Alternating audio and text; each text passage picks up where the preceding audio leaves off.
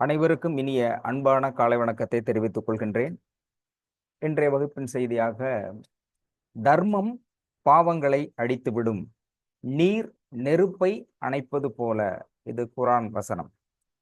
அதாவது நாம் செய்கின்ற தர்மம் என்பது நம்முடைய பாவங்கள், இப்போது செய்த பாவங்கள் அல்ல, இதற்கு முன்பாக ஜென்மாதி ஜென்மங்களில் செய்த பாவங்களையும் அந்த தர்மம் என்பது அழித்துவிடும். அதற்கான சில உதாரணங்களோடு பார்க்கலாம். டாக்டர் ஏற்கனவே சொல்லியிருந்தாங்க, suppose those who are having a skin problem affected skin, அந்த மாதிரி ஸ்கின் ப்ராப்ளத்தில் அஃபெக்டடாக இருந்தால் புதன்கிழமை வந்து புறாக்களுக்கு சாப்பாடு வாங்கி கோதுமை போடுங்க அப்படின்னு சொல்லியிருந்தாங்க. அதில் என்னோட எக்ஸ்பீரியன்ஸ் என்னென்னா, டாக்டர்கிட்ட நம்ம ட்ரீட்மெண்ட் எடுத்தப்போ டாக்டர்கிட்ட கேட்டேன், நம்ம எப்பயுமே வாலின்றா மாட்டுறது தான் வழக்கம். அவர் சொன்னார், மெடிசன் எடுத்துக்கங்க. பச்சை பயிறு தான் சார் சொன்னாரு. பச்சை பயிரா? ஓ ஓகே, பச்சை பயிர் சொல்லியிருக்காரோ? ஆக்சுவலி கோதுமை ரைட், ஓகே, மன்னிக்கணும். பச்சை பயிர் சொல்லியிருந்தாங்க. கோதுமை, எனக்கு வந்து கோதுமை சொல்லியிருந்தாங்க. பர்டிகுலர் ஸ்கின்னா புதன்கிழமை, மன்னிக்கணும். நான் வந்து எனக்கு கோதுமை சொல்லியிருந்தாரு பண்ணணுன்ட்டு. நான் எப்படி கேட்டிருந்தேன்னா, என்னோட ஸ்கின் ப்ராப்ளம் இருந்தப்போ சார்ட்ட சொன்னேன், நான் மெடிசன் எடுத்துக்கலாம் அப்படின்னு சொன்னப்போ நான் தான் வாலண்டியரியா என்ன பண்ணேன், நீங்கள் மெடிசன் இல்லாமலே சரி பண்ணாலுங்களே அப்படி ட்ரை பண்ணுவோம் அப்படின்னா, பேசாமல் ஒழுங்காக மருந்து சாப்பிட்ருக்கலாம். சரி, அப்போ இப்படி செய்வோம் அப்படின்ட்டு சார் என்ன பண்ணார், கோதுமை, அதாவது பூச்சி அடித்த கோதுமை, அது தனியாக விற்கிறாங்க போல இருக்கு, அது மட்டும் வாங்கி என்கிட்ட கொடுத்து ஒரு 1/4 கிலோ வாங்கி, இது படுத்து தூங்கும்போது இரவில் தலகாணிக்கு அடியில் வச்சுட்டு படுத்துங்குங்க அப்படின்னாரு.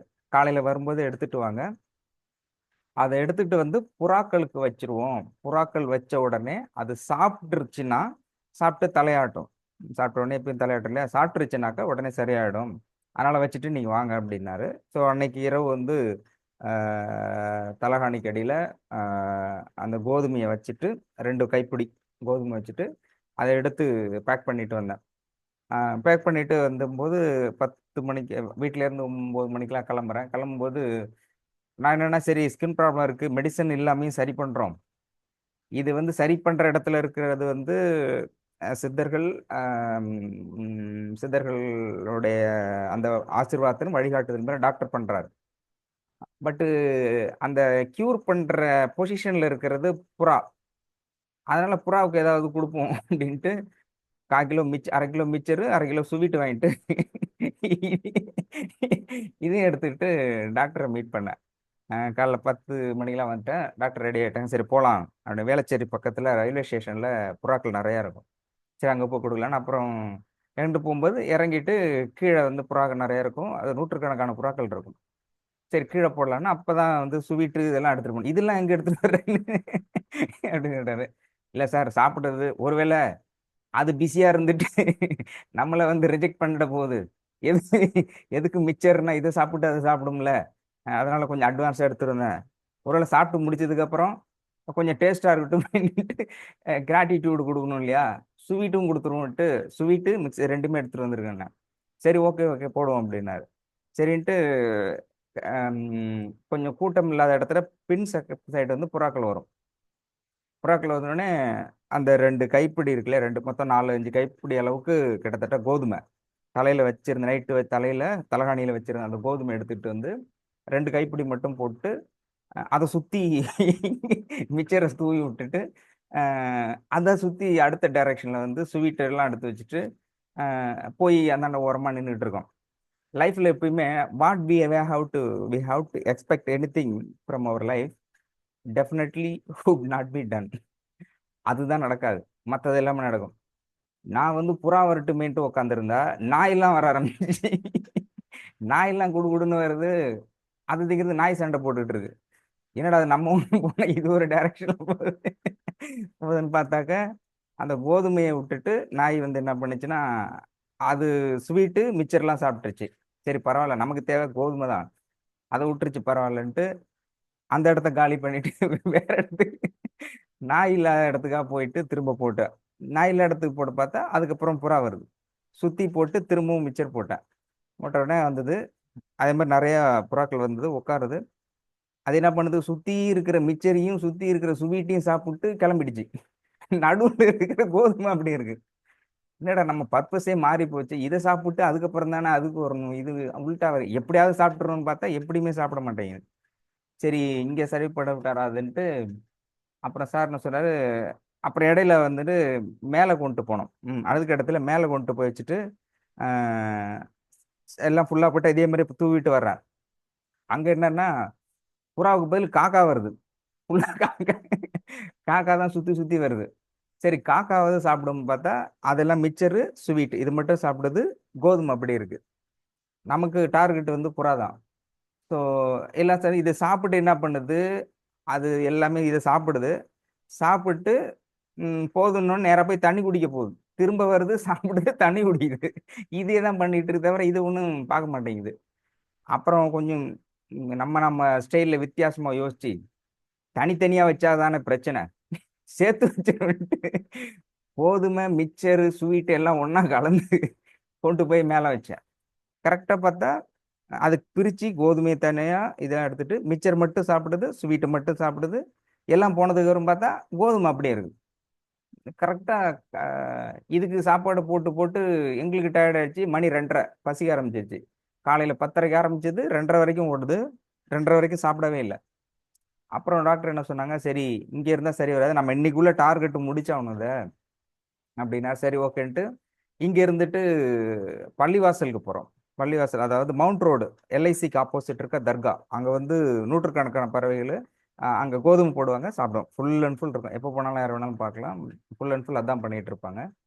அப்போது அங்கே போகும்போது நாங்கள் போகும்போது மணி இங்கே சாப்பிட்டு கிளம்பும்போது மணி 4 நாள் கிட்டத்தட்ட மழை பயங்கரமாக வர ஆரம்பிச்சிருச்சு. அங்கே போயிட்டு நிறைய புறாக்கள் இருக்கும். அங்கே கோதுமையாக இருப்பாங்க, வச்சு போடுவாங்க.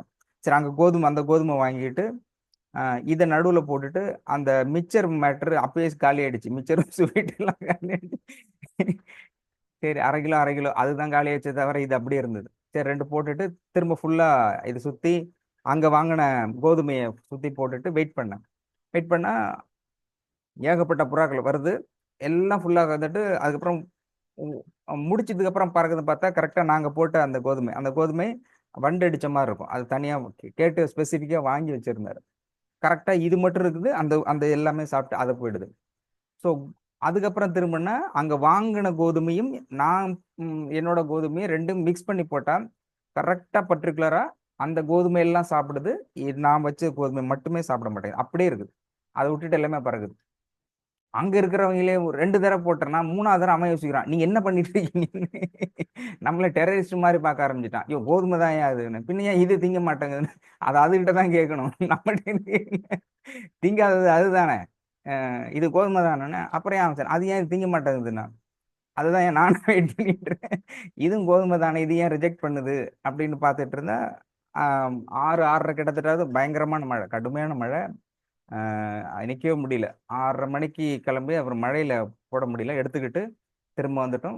8 9 மணி கிட்ட 2 2:30 மணி நேரம் பயங்கரமான மழை.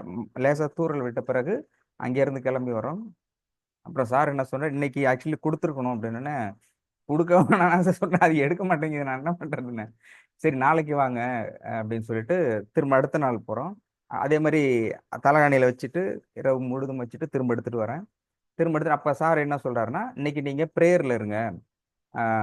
அது இன்னும் ப்ரேயர் சொல்ல யாராருக்கெல்லாம் நன்றி சொல்லணும், அவங்களுக்கு மன்னிப்பு கேட்கறது, இது எல்லாமே வச்சு ப்ரேயரில் வச்சுட்டு நைட்டு நைட்டு படுக்கும்பொழுது ப்ரேயர் வச்சுருந்தேன். காலையில் எழுந்திருக்கும் பொழுது gratitude as well as forgiveness prayer யாராருக்கெல்லாம் லிஸ்ட் அவுட் போட்டுட்டு மன்னிப்பு எடுத்துகிட்டு கிளம்பி வந்தேன். கிளம்பி வந்தோடனே காலையில் ஃபஸ்ட்டு வந்து டார்கெட்டு பெருமாள் கோயிலுக்கு போகிறோம். பெருமாள் கோயிலுக்கு போகும்போது அங்கே பார்த்தாக்க அது மாதிரி வைக்கிறோம். இந்த தடவை நான் மிச்சரும் வாங்கலை, ஸ்வீட்டும் வாங்கலை. ஏன்னா அது காலி ஆயிடுச்சு, இது எடுக்க மாட்டேங்குது. ஒருவேளை டேஸ்ட்டாக இருக்கிறதுனால அதை சாப்பிட்டு இது விட்டுறது, அதனால இது மட்டும் இப்போன்ட்டு எடுத்து போயிடுச்சா வரல. சரி, அப்புறம் திரும்ப சாப்பிட்ட சொன்னேன், அவ்வளோ தூரம் வந்து வெயிட் பண்ணி சாப்பிடாம போகுது, அதுக்கு ஏதாவது கொடுப்போம்னு சொல்லிட்டு திரும்ப மிச்சர் மட்டும் வாங்கிட்டு வந்து திரும்ப போட்டேன். 2 மணி வரைக்கும் கிட்டத்தட்ட போட்டுரும். மாற்றி மாற்றி எடுத்து போனோம், வெயிட் பண்ணிக்கிட்டே இருக்கோம். வெளில போயிட்டு வரோம். நம்ம மற்றது ஏதாவது போட்டால் சாப்பிடுறத தவிர இதை சாப்பிடவே இல்லை. நான் வைத்த நான் வந்து தலகாணியில் வைத்து அந்த கோதுமையை சாப்பிடவே இல்லை. திரும்ப 2 மணி சாப்பிட்டு திரும்ப அடுத்து பெருமாள் கோயிலை விட்டுட்டு சிவன் கோயிலுக்கு போகிறோம். சிவன் கோயிலுக்கு போயிட்டு சிவன் கோயிலையும் அது மாதிரி வச்சிரும். சிவன் கோயிலையும் சாப்பிடல. திரும்ப வந்துடுறோம். அதுக்கப்புறம் சார் சொன்னார், சார் நான் மெடிடேஷனில் இருந்துட்டு உங்களுக்கு காலையில் வந்து நீங்கள் வீட்டிலேருந்து கிளம்புறதுக்கு முன்னாடி நான் கால் பண்ணுறேன், என்ன செய்யணும்னு சொல்கிறேன் அப்படின்னாரு. சரி ஓகே அப்படின்ட்டு மெடிடேஷனில் இருக்கும்போது அவருக்கு என்ன வருதுன்னா, அப்போ தான் சொல்கிறது, is most importance why we are telling always charity is most important that will be cure our disease as well as solve all our problems. Why it is most important mean, அப்போ அவர் சொல்றாரு, நீங்க ஏற்கனவே கொடுக்க வேண்டியவர்களுக்கான பணத்தை கொடுக்கவில்லை, அந்த பணத்தை கொடுக்கணும் அப்படின்றாரு. ஏற்கனவே கொடுக்குறவங்க யாருன்னு தெரியல, நமக்கு கொடுக்குறவனே கொடுக்க மாட்டேங்கிறான். இது வர மாட்டேங்குது. நாம அவங்ககிட்ட யார்கிட்ட கொடுக்குறது தெரியலையே சார், இது வந்து கிளியர்மெண்ட்ல உட்காந்து பண்ண முடியாதுன்னா அப்புறம் சொன்னாரு, நான் அது மாதிரி 3 பேர் இருக்கு, அந்த லிஸ்ட் அவுட் நிறைய வருது, அதில் 3 பேர் வருது ரொம்ப ஹெவியாக இருக்குது, இவங்களுக்கு ஃபஸ்ட்டு நம்ம வந்து கிராட்டிடியூட் பண்ணணும், மீன்ஸ் சேரிட்டி கொடுக்கணும், அதனால நீ வாங்க ஃபஸ்ட்டு சேரிட்டி பணம் கட்டிட்டு அதுக்கப்புறம் போகலாம் அப்படின்னாரு. சரி போது அப்புறம் டாக்டர் வந்து பணம் கொடுத்தாங்க. அப்போது அவர் சொன்ன மாதிரி 25 75,000 கொடுக்கணும் 3 பேருக்கு, மோஸ்ட் இம்பார்ட்டன்ட். அவங்களோடது அவங்களுடைய கான்டாக்ட் நம்பர் அப்போ நான் கேட்டேன், வந்த பிறகு கேட்டேன் இது எப்படி உங்களுக்குன்னா, உடனே வந்து அந்த நம்பர் கொடுத்தாங்க. அக்கௌண்ட் ஒன்று வந்து இந்தியன் பேங்க்கு, 2 வந்து ஐஓபி, மொத்தம் 3 பேருக்கு முக்கியமாக கொடுக்க வேண்டியது. யூனியன் பஞ்சாப் நேஷனல் யூனியன் ஒன்று, இந்தியன் பேங்க்கு, ஐஓபி ஒன்றுக்கு ஒருத்தர், 3 பேருக்கு சென்னை உள்ளவங்க, 3 பேருமே சென்னை. கேரளாவிலேருந்து இங்கே வந்த ஒருத்தர், அவரோடது 2 பேர் லேடி, ஒரு ஜென்ஸு, அவங்களோடது கொடுக்கணும். சரின்ட்டு சார் வந்து நீங்களே ஃபுல் பண்ணுங்க, இது ஆக்சுவலி நீ கொடுக்கணும். அப்போ வந்து கம்மியாக தான் என்கிட்ட பணம் இருந்தது, சார் கொஞ்சம் பணம் போட்டு மேக்ஸிமம் சார் தான் பணம் கொடுத்தாங்க ஃபுல்லாக. கொடுத்துட்டு 75,000 25 போட்டுட்டு கட்டணும். அப்புறம் கேட்டேன், இது எப்படி உங்களுக்கு தெரியும் அப்படின்னா, நீங்கள் வர்றதுக்கு முன்னாடி எனக்கு வந்து நீங்கள் யாராருக்கெல்லாம் கொடுக்கணும் டோட்டல் லிஸ்ட் அவுட் என்கிட்ட இருக்குது, அதில் வந்து யாராருக்கு எவ்வளோ கடன் கொடுக்கணும் அப்படிங்கிறது, அது பார்த்தா அவர் சொல்கிற பார்த்தா கோடிக்கணக்கில் இருக்கு எனக்கு. நம்ம நார்மலாகவே சிம்பிளாக தான் இருக்கும், நம்ம சம்பாதிக்கிறதே கோடிக்கணக்கில் இல்லை, கடன் கோடிக்கணக்கில் இருக்குன்ற. இது எப்போ சார் வாங்கினேன்னா, நீ பூர்வஜனம் வாங்கி வச்ச கடன். சரி இது கோடிக்கணக்கில் இது எப்படி புல ஆயிட்டு இருக்குன்னா, வாங்கினது கொடுக்காம இருக்கிறதுக்கு வட்டி இதெல்லாம் சேர்த்தா இவ்வளவு வருதுன்னாரு. இது இது எப்போ கொடுக்கறதுன்னு, நீ இதெல்லாம் கொடுக்கும்போது தான் சரியாகுனாரு. இதை நான் எப்போ கொடுக்கறது, இதெல்லாம் எப்போ சரியாகுதுன்னா, அதுக்கு தான் மன்னிப்பு கேட்டுட்டு இதை கொடுக்கணும் அப்படின்ட்டு முக்கியமான அதிகமாக விக்ரஸாக யாருக்கு வருதோ அவங்களோட லிஸ்ட் அவுட் மட்டும் கொடுத்தாரு. இந்த இது முக்கியமாக இவங்க 3 அடுத்தடுத்தது இருக்கிறவங்களுக்கான விஷயங்கள் அப்படின்னு சொல்லிட்டு அப்போ போய் திரும்ப 11:30 மணி 12 1 மணி கிட்டத்தட்ட ஆயிடுச்சு. சேரிட்டி அவங்களுக்கெல்லாம் கொடுத்துட்டு செக்கு கொடுத்துட்டு திரும்ப மத்தியானத்துக்கு மேலே சாப்பிட்டதுக்கு பிறகு ஒரு 4:30 மணி இருக்கும். 4:30 மணிக்கு மேலே போயிட்டு இது சிவன் கோயில் இருக்கும், வேளச்சேரியில் இருக்கக்கூடிய தண்டீஸ்வரன் சிவன் கோயில். தண்டீஸ்வரன் கோயிலுக்கு போயிட்டு அந்த இடத்துல கோதுமை வைக்கிறேன், வச்சு வந்த அடுத்த செகண்டு எல்லா புறாவும் எடுத்து டக்குன்னு within fraction of second close, எல்லாத்தையும் சாப்பிட்டு முடிச்சிருச்சு. இஸ் ட்ரூ, நான் நேரடியாக பார்த்த அனுபவம். அப்போது தர்மம்ங்கிறது எந்த அளவிற்கு வாழ்க்கையில் தொடர்புடையதாகவும் நம்மோட ஃப்ரீக்குவன்சி தொடர்புடையதாகவும் நம்முடைய பாவங்களை நம்முடைய பாவங்களை அழிக்கின்ற வேலையை தர்மம் எப்படி செய்கிறது, நம்முடைய பிரச்சனைகளை தர்மம் எப்படி திருப்பும் வேலையை செய்கிறது, உறவுகளை எப்படி ஒன்று சேர்ப்பதில் தர்மம் செய்கிறது அப்படின்னா, I really got the experience. அடுத்த செகண்ட், ஏன்னா இதே புறாக்கள் தான் தெருவா போய் போட்டுட்டு இருக்கேன்.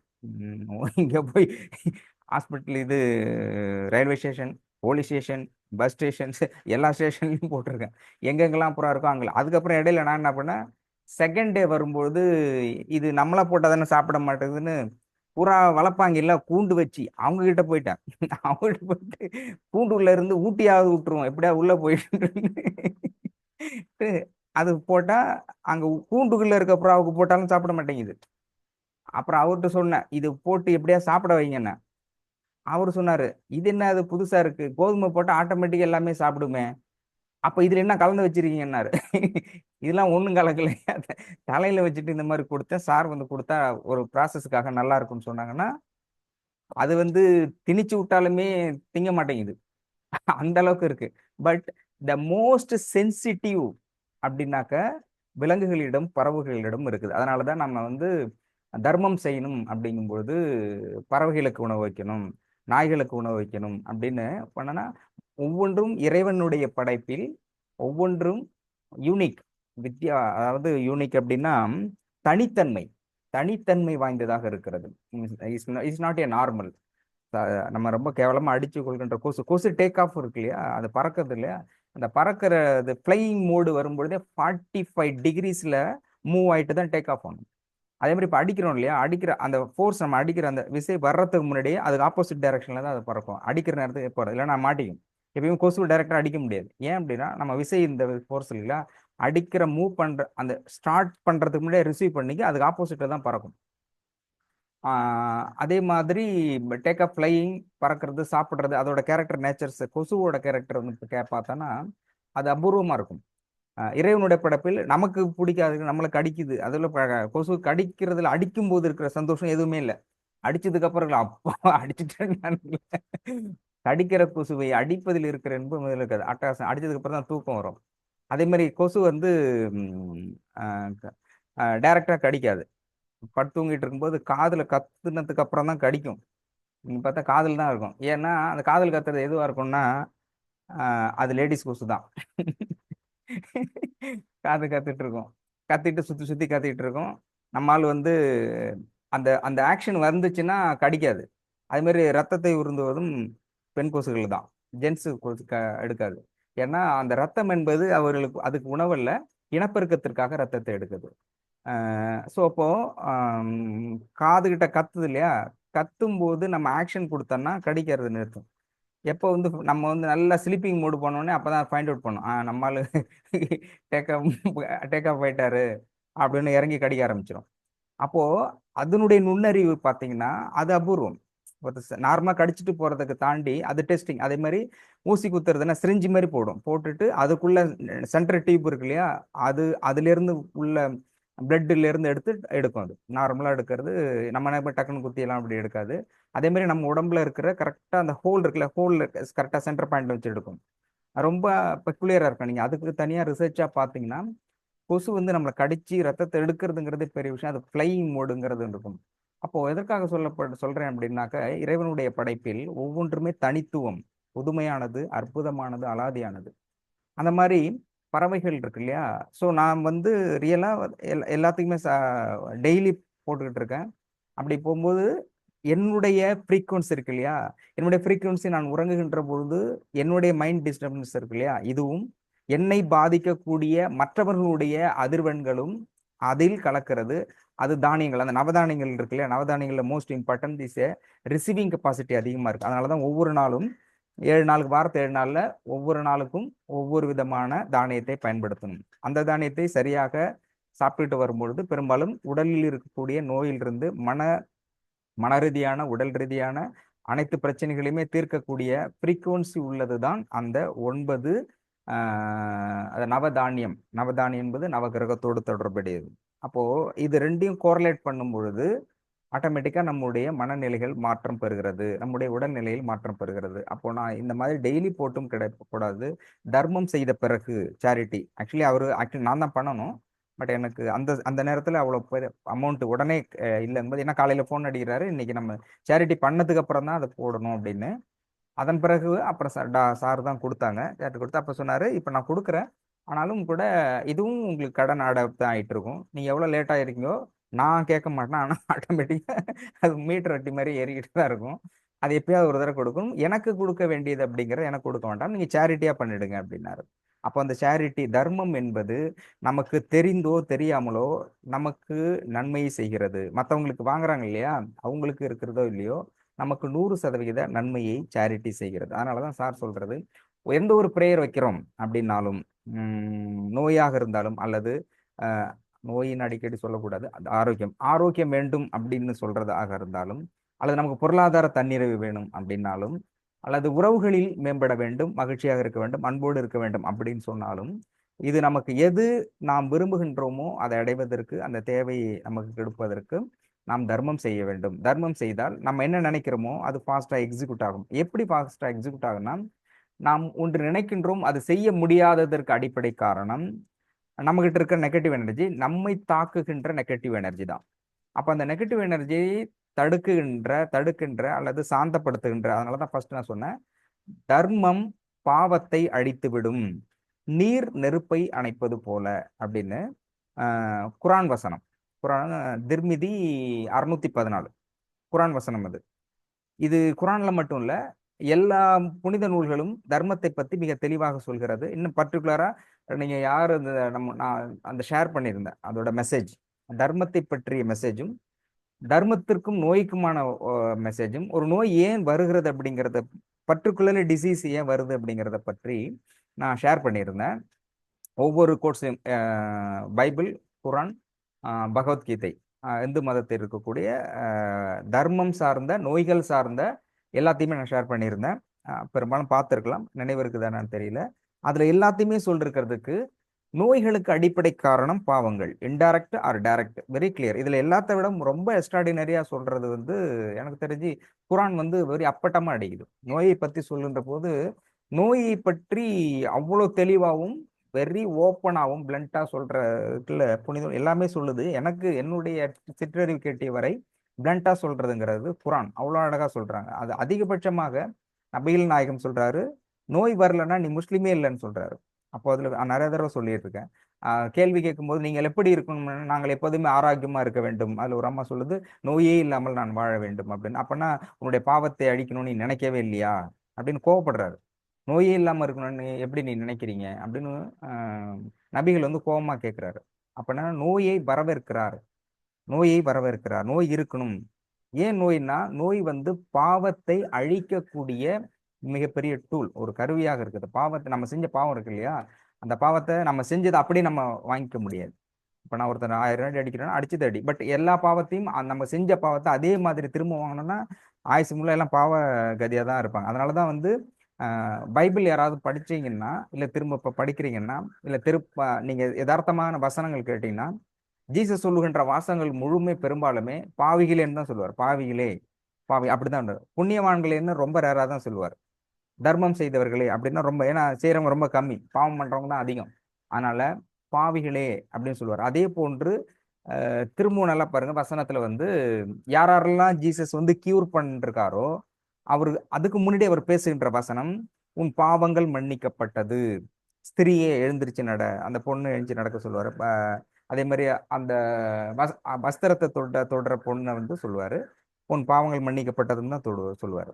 அதே மாதிரி முடமானவனை எழுந்திருக்கும் பொழுதும் உன் பாவங்கள் மன்னிக்கப்பட்டது, முடவானனை எழுந்து நடம்பார், அதே சென்டென்ஸ் தான். அதே மாதிரி கண்ணு தெரியாதவன் மொத்தம் எனக்கு தெரிஞ்சு ஒரு 6-7 பேர் தான் அவர் ஹீலிங் பண்ணியிருக்கிறாருன்னு நினைக்கிறேன், எனக்கு தெரிஞ்சவரை. அதுதான் பைபிள் முழுசா 12 சீடர்கள் அவங்கவுங்க பாயிண்ட் ஆஃப் வியூல எழுதிட்டு இருப்பாங்க. அப்போ அவர் சொல்ல வரக்கூடிய கருத்துக்கள், அந்த பாயிண்ட் எடுத்துக்கினா, எப்பெல்லாம் அவர் ஹீலிங் பண்றாரோ, அந்த ஹீலிங் பண்ணும் பொழுதெல்லாம் அவர் சொல்லுகின்ற வாசகம் என்னன்னா, உன் பாவங்கள் மன்னிக்கப்பட்டதுன்னு சொல்லிட்டு தான் அந்த வேர்டே சொல்லுவார். அப்போ புனித நூல்லையும் மற்ற நூல்களையும் படிக்கும்போது எல்லா நூல்லையும் கான்சன்ட்ரேஷனோட தான் படிக்கணும்.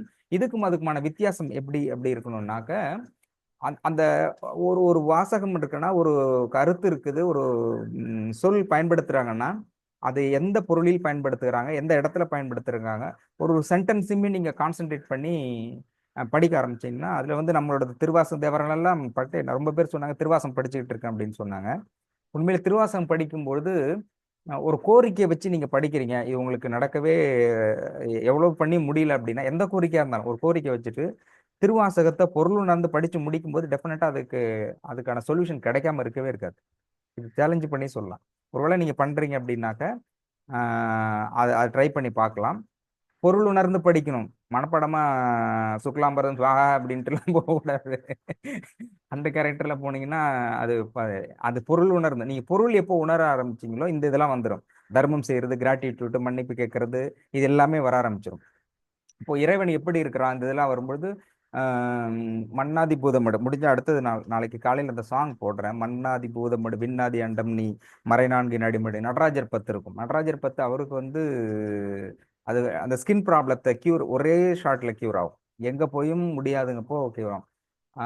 நிறையவே ஏன் ஸ்கின்னோட ஹையஸ்ட் என்னன்னா, ஒரு பாவத்தினுடைய உச்சகட்டம், இதுக்கப்புறம் எவ்வளோ டைமிங் கொடுத்து எதுலையுமே ஒருத்தன் சரிப்பட்டு வரலன்னா கடைசியில் அடி கொடுக்குற இடம் அதுவாக தான் இருக்கும். அது வந்து மிகப்பெரிய பார்க்கறது நார்மலாக இருக்கும். அதோட உச்சகட்சம்ங்கிறது உச்சபட்ச அடி அப்படிங்கிறது பாதிப்புங்கிறது ரொம்ப மோசமாக இருக்கும். அப்போ அந்த கேரக்டரில் வரும்போது அவங்க சரி பண்ணுவாங்க.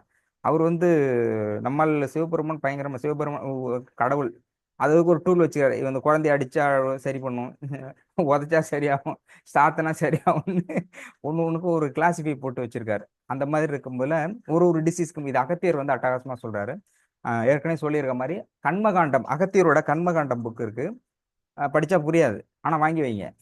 படிக்க படிக்க புரியும். ஒரு ஒரு முந்தனா குறைந்தபட்சமாவது தெரிஞ்சுக்கலாம். இந்த கண்மகாண்டம் புத்தகம் வாங்கினீங்கன்னா அதுல சொல்லுவாரு, ஒரு நோய் ஏன் வருகிறது, ஒரு நோய் வருதுன்னா அல்லது பர்டிகுலரா கண்மகாண்டங்கிறது நோயை பத்தி தான்.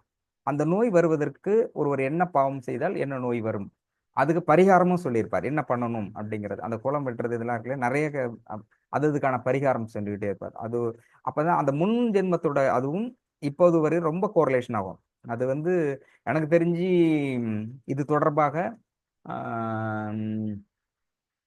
தாம்பரம் சாந்தோம்ல இருக்கிற ஹாஸ்பிட்டல் இருக்கு இல்லையா, சித்தா இந்திய சித்த ஆராய்ச்சி மருத்துவ கழகத்துல வரைக்கும் கேட்டேன். எனக்கு வந்து அந்த நூலோட கண்மகாண்டத்துல அவர் சொல்லியிருக்க 4448 டிசீஸும் அந்த டிசீஸ் வர்றதுக்கான காரணமும் அதுக்கான பரிகாரத்தையும் சொல்லுங்கன்னா ரொம்ப பேர் ஆமா அப்படி அதுல இவ்வளவுமா சொல்லியிருக்காருன்னா, இவ்வளவுமா சொல்லிக்கிறேன் டாக்டரா என்னதான் படிக்கிறீங்க நீங்க, மருந்து மாத்திரையும் கொடுத்துட்டு இருக்கீங்களா, அவர் மருந்து மாத்திரை இல்லாம சரி பண்றதுக்கு தானே அதை சொல்லிட்டு இருக்காருன்ட்டு எக்ஸிபிஷன் வச்சப்ப எக்ஸிபிஷன்லயும் போய் கேட்டேன். எனக்கு இது மட்டும் சொல்லுங்க யாராவது இருந்தாக்க. ஒருத்தர் தான் படிக்கிறாங்க. ரொம்ப பேர் என்னக்கன்னா அது இருக்குன்னு அந்த புத்தகத்தை அப்படியே கொடுங்க, தாமரை பப்ளிகேஷன்ஸ் போட்டிருந்த புக் இருக்கு, அது என்கிட்ட இருக்குது. அவன் என்ன அந்த தாமரை பப்ளிகேஷன் எப்போ முதல்ல ஆரம்பிச்சாங்களோ எப்போ போட்டாங்களோ அதை அப்படியே திருப்பி திருப்பி போட்டுட்டு இருக்காங்க. அது விளக்க உரையே இல்லை, படிச்சாக்க நமக்கு விளங்கவும் மாட்டேங்குது. அது அந்த காலத்து உரைநடையில் எழுதியிருக்காங்க. அகத்தியர் எப்படி எழுதினாரோ அப்படியே இருக்குது அது. அவர் எந்த நூற்றாண்டில் எழுதினாரோ அந்த இது அப்படியே இருக்குன்னா இப்ப எப்படி நம்ம படிக்க முடியும்? அதுக்கு தெளிவுரையா போடுங்க அப்படின்னு எவ்வளவு பேர்ட்ட கோரிக்கை வச்சிருக்கேன், பப்ளிகேஷன்ட்டையும் சொல்லியிருக்கிறேன். மருத்துவத்தில் இருக்கு, அதிகபட்சமாக தஞ்சை தமிழ் பல்கலைக்கழகத்திலையும் சொல்லியிருக்கேன், சரஸ்வதி பல்கலைக்கழகத்துல தயவு செஞ்சு இதுக்கு வந்து விளக்க உரை எழுதுங்க அப்படின்னா. அப்புறம் ஒரு டாக்டர் மட்டும் சொன்னார், விளக்க உரை எழுதுறது நீங்க சொல்ற மாதிரி படிச்சுட்டு எழுதுற மாதிரி இல்ல, சித்தர்கள் எழுதுற அந்த உரை அப்படிங்கிறது நார்மலா இருக்கிறத அவர்கள் முதலில் இலக்கண இலக்கரியதாக அதுல ஒரு இடத்துல கூட முற்றுப்புள்ளி கம்மா உள்பட தவறு கண்டே பிடிக்க முடியாது சித்தர்கள் எழுதிய எந்த பாடலும். அப்போ அவர்கள் எழுதுறது அந்த சூழல்ல முழுமையான இலக்கணம், யாப்பிலக்கணம் இருக்கு இல்லையா, இலக்கண ரீதியாக எழுதியிருக்கிறாங்க. அதே மாதிரி ஆய்ந்த தமிழ். அது ஒரு ஒரு ஒரு ஒரு ஒரு சொல் அல்லது அந்த சொல்லுங்கிறது ஒரு நோயை குறிக்கிறது அல்லது தீர்வு குறிக்கிறது பரிகாரத்தை குறிக்கிறதுனா ரொம்ப எக்ஸாக்ட் துல்லியமா பல சொல்ல பாருதுன்னா, இப்ப இது போல வரும் அது போல வரும், இது போல நடந்திருக்கு அப்படிங்கிறோம் இல்லையா, போல இது போல் போல அப்படிங்கிற வார்த்தை தமிழ்ல வந்து எப்படி சொல்லப்படுறதுன்னா ஏறத்தாழ 12 சொல் அதை பயன்படுத்துறாங்க. போல புறைய ஒப்ப உழற மான கடுப ஏய்ப எய்ப்ப நேர் நிகர் அன்ன இன்ன, மொத்தம் 12. போல அப்படிங்கிற ஒரு சொல்லுக்கு சமமாக 12 சொல்லை தமிழர்கள் தமிழ்ல பயன்படுத்துறாங்க. அப்போ ஒரு ஒரு பரிகாரத்துக்கும் சொல்லப்படுகின்ற அந்த வார்த்தை இருக்கு இல்லையா, சித்தர்கள் பயன்படுத்துறது அது ஆழ்ந்த மிக நுட்பமான தெளிவான இடத்த சொல்றாங்க. அது வந்து அது டாக்டர் சொன்னாங்க, நீ ஒரு தடவை படிக்கும்போது 10 தடவை படிச்சா 10 விதமான அர்த்தங்களை புரிந்து கொள்ள முடியும். அப்போ அந்த டாக்டர் என்ன சொன்னார்னா, இது வந்து இலக்கண ரீதியாக தெரிந்த ஒரு மருத்துவ இலக்கணம் தெரிஞ்ச பேராசிரியர் இருக்கணும். அதே மாதிரி அது வந்து சித்த மருத்துவத்தில் அது எப்படி பயன்படுத்துறாங்க அந்த மருத்துவத்தை பத்தி தெரிஞ்ச எக்ஸ்ட்ராடினரி பர்சன் ஒருத்தர் மருத்துவரும் இருக்கணும். அப்போ இது ரெண்டும் இருந்தது. இப்போ நடைமுறையில் உள்ள தமிழை எப்படி பயன்படுத்துகிறார்கள், தொடர்ந்து இலக்கண உரையாடலில் எழுதக்கூடிய ஒருவர் இவரும் இருக்கணும். ஒன்றும் ஏன்ஷியன்ட் தமிழ் அந்த தமிழ் படித்தவங்களும் இப்போ உள்ளவங்களும் டாக்டரும் இது எல்லாமே இருக்கணும். இதெல்லாம் சேர்ந்து 3 பேரும் உட்காந்து சொன்னாதான் ஒரு இதுக்கான கரெக்டான ஒரு செய்யுளுக்கான முழுமையான சரியான விளக்கத்தை எழுத முடியும். நம்ம சொல்ற மாதிரி யாரோ ஒருத்தர் பண்ணாக்கா அது தப்பான பொருள் தான் வரும். நம்ம ஒரு இது கொடுத்துட்டு ஏற்கனவே நம்ம ஆளுங்க இதை வச்சுட்டு புலம்பிட்டு இருக்காங்க, திரும்ப இதை ஒரு மாத்தி விட்டோன்னு வச்சுக்க. இன்னொன்னு ஏதோ ஒன்று இருக்கு, ஆஹ் தலைமுட்டி ஏதோ ஒன்று, எனக்கு பேர் மறந்துருச்சு. அதுனா தலைவெட்டி, எஸ், தலைவெட்டியை நசுக்கி முட்டியில தடவணும்னு இருக்கான். தலை வெட்டி நசுக்குனா யாராவது தலையை வெட்டிட்டு வந்து நசுக்கி முட்டில முட்டில தடவை நேரடி அர்த்தம். ஆனா தலைவெட்டிங்கிறது ஒரு மூலிகை. அந்த மூலிகையை பயன்படுத்துறதுக்கு தலைவெட்டி அப்படின்னு சொல்லுவாங்க. ஒண்ணு ஒண்ணு அந்த மாதிரி இருக்கு. அப்போ அந்த மூலிகை பற்றியான புரிதலும் அறிவும் உடைய ஆழ்ந்த நுண்ணறிவும் உடைய ஒருத்தர். அப்படி இருக்கிறதான் இந்த இலக்கண ரீதியான சித்த மருத்துவ நூல்கள் எல்லாம் பயன்படுத்த முடியும். இப்போ நம்ம சொல்றதுல இந்த இந்த ஒவ்வொரு புனித நூல்களும் இந்த பாவத்தை எப்படி அழிக்கிறது, பாவம் எப்படி நோயாக வருகிறது ரொம்ப தெளிவாக சொல்லப்பட்டிருக்கிறது, அழகாக சொல்லியிருக்கிறாங்க. அதே மாதிரி சித்தர்கள் சொல்லியிருக்கிறது ரொம்ப டீப் அண்ட் டெப்தா இதுதான் வரும், இப்படி செஞ்சா சரியாகும் அப்படிங்கிறத ரொம்ப தெளிவாக சொல்லியிருக்கிறாங்க. அந்த படிக்கிறது ரொம்ப நம்ம எதிர்காலத்துல முடிஞ்சால் டாக்டர் சொல்ற மாதிரி நான் சொன்னேன், இதெல்லாம் ரொம்ப இவ்வளோ அபூர்வமா இருக்குதே, இதை வந்து மக்களுக்கு ஏன் எடுத்துட்டு வரல? இவ்வளோ பேரு இவ்வளோ இடத்துல சித்தர்களுடைய எக்ஸ்ட்ராடினரி பீப்புள் இருக்கிறாங்க, மெடிடேஷன் பண்ணக்கூடியவர்கள் இருக்கிறாங்க, சித்தர்கள் மாதிரியே வரணும்னு அவருடைய யோகத்தெல்லாம் பண்ணி யோக பயிற்சியில உள்ள பண்ணிட்டு இருக்கிறவங்க ஏன் சித்தர்கள் எழுதின இந்த செய்யுள் பகுதியை இதை ஏன் எளிய நடையில் மொழிபெயர்த்து மக்கள்கிட்ட ஏன் கொண்டு போய் சேர்க்கக்கூடாது? இதை ஏன் செய்யல? எல்லாத்துக்குமான தீர்வு சித்தர்கள் சொல்லி இருக்கிறாங்களா? அப்ப ஏன் இதை நீங்க வந்து பண்ணாம இருக்கிறாங்க யாரும் அப்படிங்கும்போது அப்ப சொன்னாரு, அதுல பெரும்பாலானவர்கள் அதுல எந்த அளவுக்கு பொருளாதார ரீதியா பாக்குறாங்களா என்னன்னு தெரியல. ஆனா ரொம்ப பேர் முயற்சி பண்றாங்க தனிப்பட்ட முறையில். ஆனா முழுமையாக இது இல்லை அப்படின்பா. அப்புறம் எனக்கு சில பர்பஸ் ஆஃப் இது கொடுத்திருந்தாரு. உங்களோட பர்பஸ்ங்கிறது அது இல்லை இதுன்னாரு. நான் அப்ப சொன்னேன், என்னோட பர்பஸை விட இது வந்து சரியான ஒரு விளக்க உரை கொடுத்துட்டேன்னா இது தெரியாததிலும் புரியாதனால தானே படிக்க மாட்டேங்கிறாங்க. அப்போ இது வந்து முழுமைப்படுத்தி ஒரு சரியான விளக்க உரை கொடுத்துட்டோம்னா நல்லா இருக்கும் இல்லையா அப்படின்னு. அப்ப சொன்னாரு, நீங்க சித்தர்கள்ட்ட இதை கோரிக்கையா வைங்க, நல்ல விஷயம்தான், ஒருவேளை அது அனுமதிச்சால் கூட சேர்ந்து பண்ணலாம் அப்படின்னாங்க. நான் சொன்னேன், நான் வச்சா கேட்குறாங்க என்னன்னு தெரியாது, ஏன்னா நான் ஏகப்பட்ட கோரிக்கை வச்சிருக்கேன், அது ஒன்றும் ரிசல்ட் வந்த மாதிரி தெரியல, அதனால நீங்களே வைங்க சார், நானும் வைக்கிறேன், நீங்க வைங்கன்னா. அப்புறம் சார் வந்து இந்த மாதிரி எதிர்காலத்தில் சித்தர்களுடைய அனைத்து நூல்களையும் மிக எளிய உரையில் விளக்க உரையாக முடிஞ்சா டாக்டர் இளங்கோ ஆயுஷ் ஹாஸ்பிட்டல் மூலமா அல்ல யாராவது ஒருத்தர் இருந்தாக்க அவர்கள் மூலமாகவாவது சித்தர்களுடைய அந்த பாடல்கள் அனைத்துமே மிக எளிய உரையில் கொடுக்கணும் அப்படின்னு கோரிக்கை வச்சிருக்காங்க. ஸோ நடக்கும் அப்படின்னு நம்புவோம். நிச்சயம் இந்த இந்த செய்தி பலருக்கு சென்றடைந்தால் அந்த ஒரு எளிய சித்தர்களுடைய அந்த உரை செய்யுள் அனைத்தும் எளிய வடிவில் எல்லாருக்கும் கிடைக்கலாம். அப்போ நான் சொன்ன அந்த செய்தி அப்படிங்கிறது, தர்மம் செய்தால் நிச்சயம் அதற்கான பலன் கண்டிப்பாக கிடைக்கிறது. அஸ் வெல் அஸ் எப்படி அந்த கிராட்டிடியூட மன்னிப்பு எப்படி வேலை செய்யுது அப்படின்னா, இதே இதுல வந்து எனக்கு அந்த அந்த ப்ராப்ளம் எந்த ஒரு மெடிசன் இல்லாம கியூர் ஆனது, எந்த without medicines cured my skin problem. அந்த இடத்துல அது எனக்கு கியூர் ஆயிருக்கு. அஸ் வெல் அஸ் என்னுடைய பேட் கர்மாவை டாக்டர் நன்றி கடமைப்பட்டிருக்கிறேன், டாக்டர் வந்து வாங்கியிருக்காங்க. டாக்டருக்கு இருக்கும், என்னோட இதில் சொன்னார் நான் முழுமையாக வாங்க முடியாது, பட் இருந்தாலும் உங்களுடைய பேட் கர்மாவை நான் வாங்கியிருக்கேன். நாட் ஓன்லி ஃபார் மீ, இங்கே யாரெல்லாம் இருக்கிறாங்களோ எத்தனை பேர் வர்றாங்களோ, ஏன்னா இங்கே வர்றது எல்லாமே அவர் சொன்னார், இங்கே வர்றவங்களே சாதாரண ஆளே இல்லை, ட்ரீட்மெண்ட்லாம் டாக்டருக்கே டஃப் கொடுக்குற ஆள் தான் வர்றாங்க, வேற எங்கே போனாலும் சரியாகாதவங்க தான் இங்கே வர்றாங்க. அப்படிப்பட்ட ஆட்கள் வரும்பொழுது நம்ம அவங்கள்ட்ட இருந்து கொஞ்சம் வாங்கி தான் ஆகணும். அது முழுமையாக வாங்கி சர்வை பண்ண முடியாது. அப்படிங்கிறதுனால தான் ஏன் இப்போ ரொம்ப பேர் கேள்வி வைக்கிறேன், இவங்கெல்லாம் என்ன பண்ணிட்டு இருக்காங்க, உள்ளது 218 தேவதைகள் வந்துட்டாங்களே, இவங்கெல்லாம் என்ன பண்றாங்க, 228 தேவதை வந்தாங்களே என்ன பண்றாங்க அப்படின்னா, அப்பதான் சார் சொன்னாரு, இந்த நெகட்டிவ் கர்மாஸ் முழுமையாக வாங்கிட்டு சர்வை பண்ண முடியாதுங்கிறதுனால அதை அவர்கள் கிளென்சிங் பண்ற வேலைதான் இருக்காங்க. அதாவது இன்விசிபிள் ஃபோர்ஸா என்ன நடக்குதோ அந்த வேலையை தான் தேவதைகள் முழுமையாக பண்ணி கொண்டிருக்கிறார்கள், சித்தர்கள் அதை செய்து கொண்டிருக்கிறார்கள். அதனால இங்க வர்றது அப்படிங்கிறது, இங்க வந்து ட்ரீட்மெண்ட் எடுக்கிறவங்க, அதனால பல தடவை சொல்லுவாரு, இங்க வந்து ஒருத்தருக்கு சரியாகல அப்படின்னா எங்க போனாலுமே சரியாதுங்கிறது என்னாலதான் முடியும் அப்படிங்கிற தாட் இல்லை. இங்க நடக்கிற ப்ராசஸ் அப்படிங்கிறது கண்ணுக்கு தெரியாத இன்விசிபிளா இருக்கக்கூடிய நெகட்டிவ் கர்மா. அதை வந்து கர்மாவை யாருமே கிளியர் பண்றது அவங்கவுங்க கர்மாவை அவங்க தான் சரியான, ஆனாலும் அதையும் சரி பண்ணக்கூடிய இடமா இருக்குது.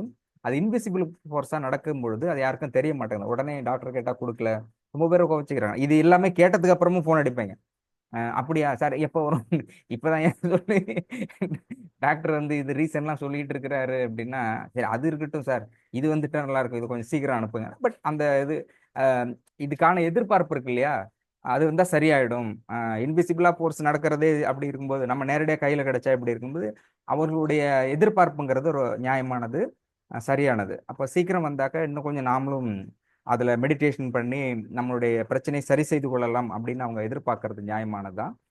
அதான் சார் இந்த வீக்கில் மோரோவர் மேக்ஸிமம் 1 or 2 வீக்ஸில் எல்லாருக்குமே கிறிஸ்டல் கிடைச்ச பிறகுதான் கிறிஸ்டலில் மேக்ஸிமம் எந்தெந்த மாதிரியான பாயிண்ட் ஆஃப் வியூவில் யூஸ் பண்ணலாம், எல்லா விதத்துக்குமே யூஸ் பண்ணலாம். ஒரு அம்மா சொன்னாங்களே இட்லி சுடுறதுக்கு கூட கிறிஸ்டலை யூஸ் பண்ணிட்டு இட்லி நல்லா வரணும்னு. அப்புறம் நேத்திக்கு அவங்களே சொல்லிட்டு இருந்தாங்க, இருக்கிறாங்கன்னு நினைக்கிறேன் மேடம்.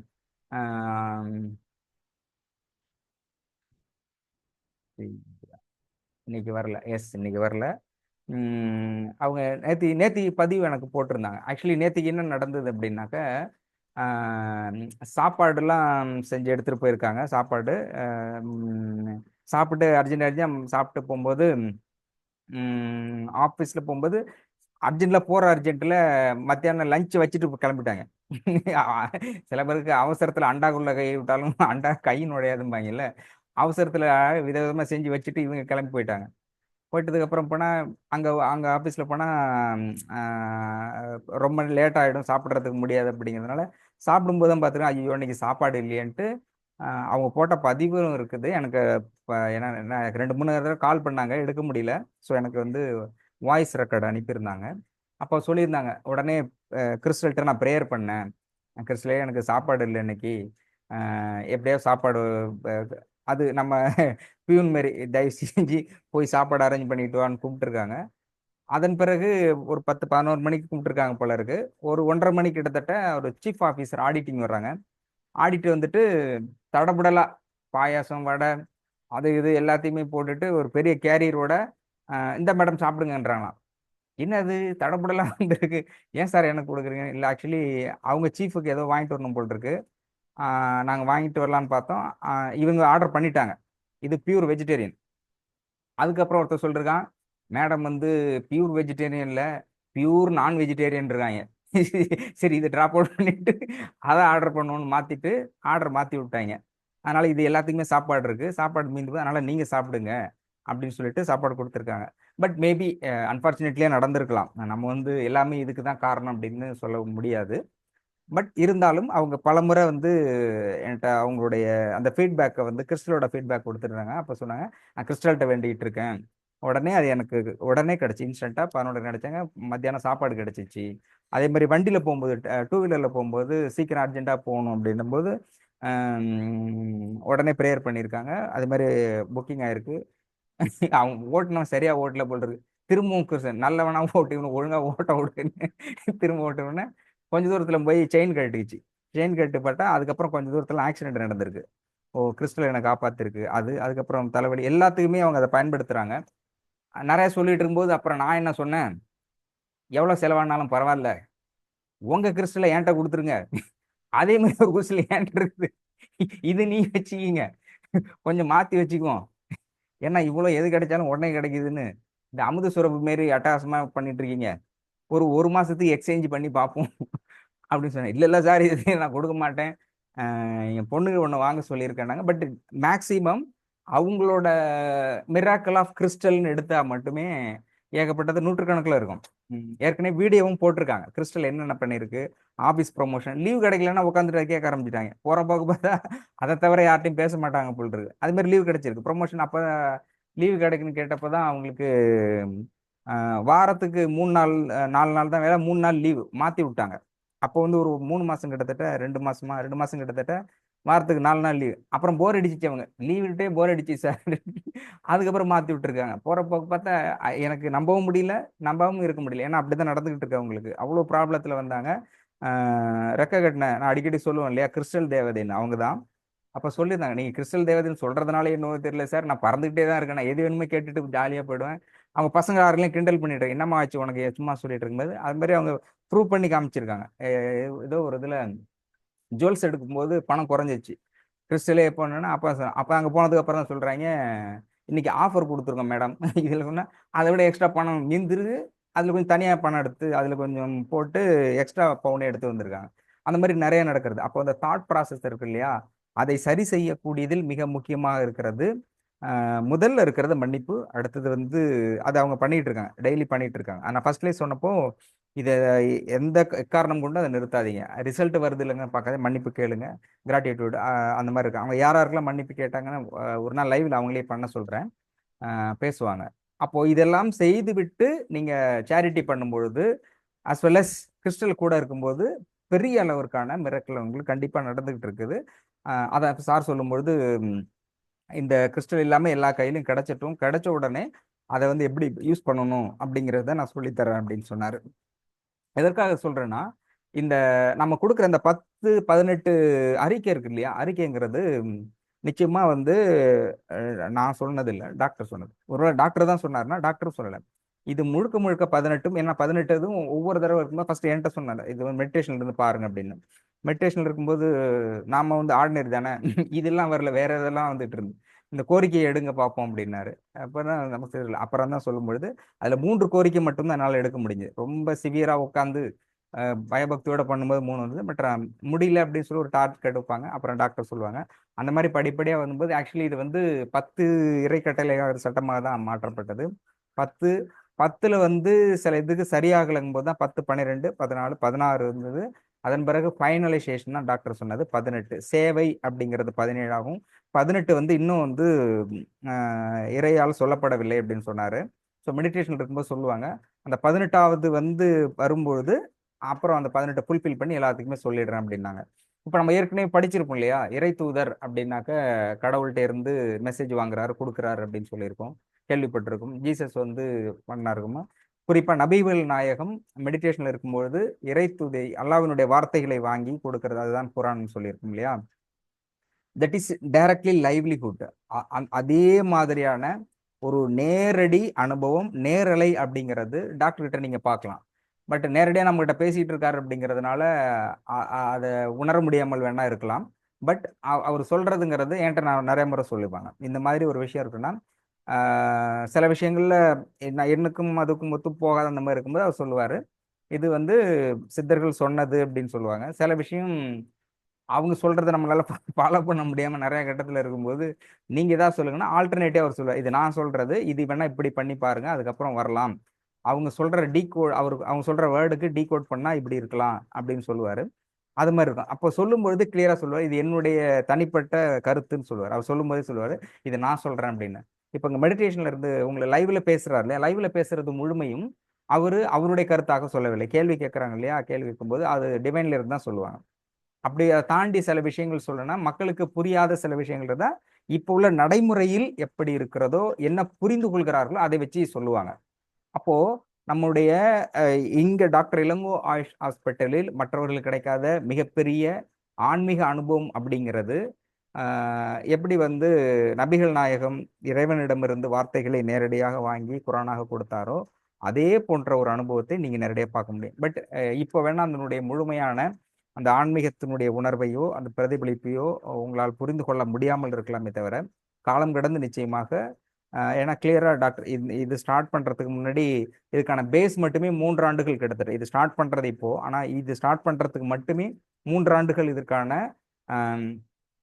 அந்த ஃபைனல் ஷாட் வருது இல்லையா, அது கொண்டு வர்றதுக்கு இறுதி வடிவம் கொடுக்கறதுக்கு 3 ஆண்டுகள் எடுக்கப்பட்டது. பிகாஸ் ஆஃப் ஸோ டாக்டர் வந்து 35 ஆண்டு அனுபவம். அவர் வந்து ஓப்பனிங்லேயே எக்ஸ்பீரியன்ஸ்டு பர்சன். அவர் இறை தூதராகத்தான் இருந்து வழி நடத்துறாரு. ஆனா அவரே வழி நடத்தும் போது இன்னும் ஒருத்தர் யாராவது ஒரு ஆள் வேணும் இல்லையா. அப்ப சார் சொன்ன மாதிரி அர்ஜுன் மாதிரி ஒரு ஆளு, ஆசிலேஷனா ஒரு ஆள் வேணும் இல்லையா, இது செய்யலாமா செய்யக்கூடாதா, செஞ்சா என்ன வரணும், ஆசிலேஷன் பாயிண்ட் ஆஃப் வியூல ஒரு ஆள் வேணும் இல்லையா. அந்த மாதிரி ஒரு ஆளை பிடிச்சி போட்டது தான் இறைவனுடைய ஆசீர்வாதம், சித்தர்களுடைய ஆசீர்வாதத்திலும் டாக்டர் ஐயாவோட ஆசீர்வாதத்தில். ஏன்னா அவரோட ஆசீர்வாதத்தில் மட்டும்தான் இது பண்ண முடியும். ஏன்னா நான் பல முறை திரும்ப திரும்ப சொல்லுவேன், இதிலிருந்து பல முறை வெளியே இதை ஃபாலோ பண்ண முடியாம வெளியேறி இருக்கேன். நான் வெளியே இருக்கேன், அதுக்கப்புறம் அவர்களே வெளியே, சித்தர்களே வந்து இல்லை இல்லை இது செட் ஆகல போல் இருக்கு, விட்டுட்டு நீங்க உங்க வேலையை பாருங்க, நான் இதை ஸ்டாப் பண்ணுங்க அப்படின்னு சித்தர்களே சொன்ன பிறகு கூட டாக்டர் தான் இல்லை இல்லை இவ்வளவு தூரம் கொண்டுட்டு ஏதோ ஒரு பர்பஸுக்காக தான் நீங்க கொடுத்துருக்கீங்க, எவ்வளவோ 1000 தான் தப்பு செஞ்சது, 1000ல் 1 கடைசி 1001வது ஏதோ ஒரு தர்மம் செஞ்சிருக்காங்க, இந்த ஆன்மா 1001ஆவதா ஏதோ ஒரு தர்மம் ஏதோ ஒரு பிறவியில செஞ்சிருக்கு. ஸோ நாம் செய்த பாவத்தை விட ஒன்று வந்து ஏதோ ஒரு பாயிண்ட் வந்து தர்மம் இருக்கிறதுனால தான் இந்த வாய்ப்பு கொடுக்கப்பட்டிருக்கு. அதனால இதை கொண்டு வந்து என்கிட்ட கொடுத்த வேலையை நான் முழுமையாக செஞ்சிடணும். இவங்க எப்படி இருக்கிறாங்களோ வர்றாங்களோ வரலையே தெரியல, இந்த வேலையை கொடுத்துருக்கீங்க அதை நான் ஃபுல்ஃபில் பண்ணும் அப்படின்னு டாக்டருடைய முழுமையான முயற்சியாலும் அவருடைய ஆசீர்வாதம் மட்டும்தான் இதுல நான் வந்து பயணிக்க முடியுது அப்படிங்கிற தாழ்மையை கருத்தை சொல்லிக்கிறேன். இந்த ப்ராப்ளம் இருக்கு இல்லையா, டாக்டர் சொல்றது எப்படி எக்ஸிக்யூட் பண்றது அப்படின்னா, எக்ஸிக்யூட் பண்றதுல பிரச்சனை இருக்கிறதுனா, ஜெயலலிதா அவர்களுடைய அந்த கூட இருக்கக்கூடிய ஒருத்தர் ஸ்பின் பவுலர் அப்படின்னு சொல்லி சாரி இந்த ஆஹ், பாதுகாப்பு வளையத்தில் இருப்பாங்களே, பொலிட்டிக்கலா இருப்பாங்க சப்போர்ட், பொலிட்டிக்கல் சப்போர்ட்டர், அந்த மாதிரி இருக்கக்கூடியதுல ஒருத்தர் வந்து கோயம்பேடுல இருக்கக்கூடியவர். நான் சேனல்ல அங்க இருக்கும் பொழுது என்னுடைய நிகழ்ச்சி பார்த்துட்டு அது கருத்து சொல்லுவார் அடிக்கடி. ரொம்ப நல்ல மனிதர். அவருக்கு வந்து ஸ்கின் ப்ராப்ளம். ஒரு தடவை என்ன பண்ண, டாக்டர்கிட்ட கம்யூனிகேஷனில் இருக்கும்போது வேற விஷயங்கள் பேசிட்டு இருக்கும்போது அப்போ சொன்னேன், இந்த மாதிரி மருத்துவத்தில் மிகச்சிறந்த எக்ஸ்ட்ராடினரி பண்ண முடியும், without medicines also we can cure all the disease அப்படின்னு சொல்லிட்டு இருக்கும்போது அப்போ சொன்னேன், ஆல் டிசீஸ்லாம் வேணாம், எனக்கு இருக்கிறது ஒரே டிசீஸ், இதை சரி பண்ணணும் முடியுமா அப்படின்னு கேட்டார். அப்புறம் நான் சொன்னேன், அது எந்த ஸ்டேஜில் இருந்தாலும் அதை சரி செய்ய முடியும், அதுக்கு நானே எக்ஸாம்பிள், நீங்க கண்டிப்பா வாங்க, அதை சரி பண்ணி காமிக்கிறேன். காமிக்கிறேன்னு நான் இல்லை, என் மூலியமாக டாக்டர்கிட்ட கூட்டு போய் சரி பண்றேன் அப்படின்னு சொன்னேன்.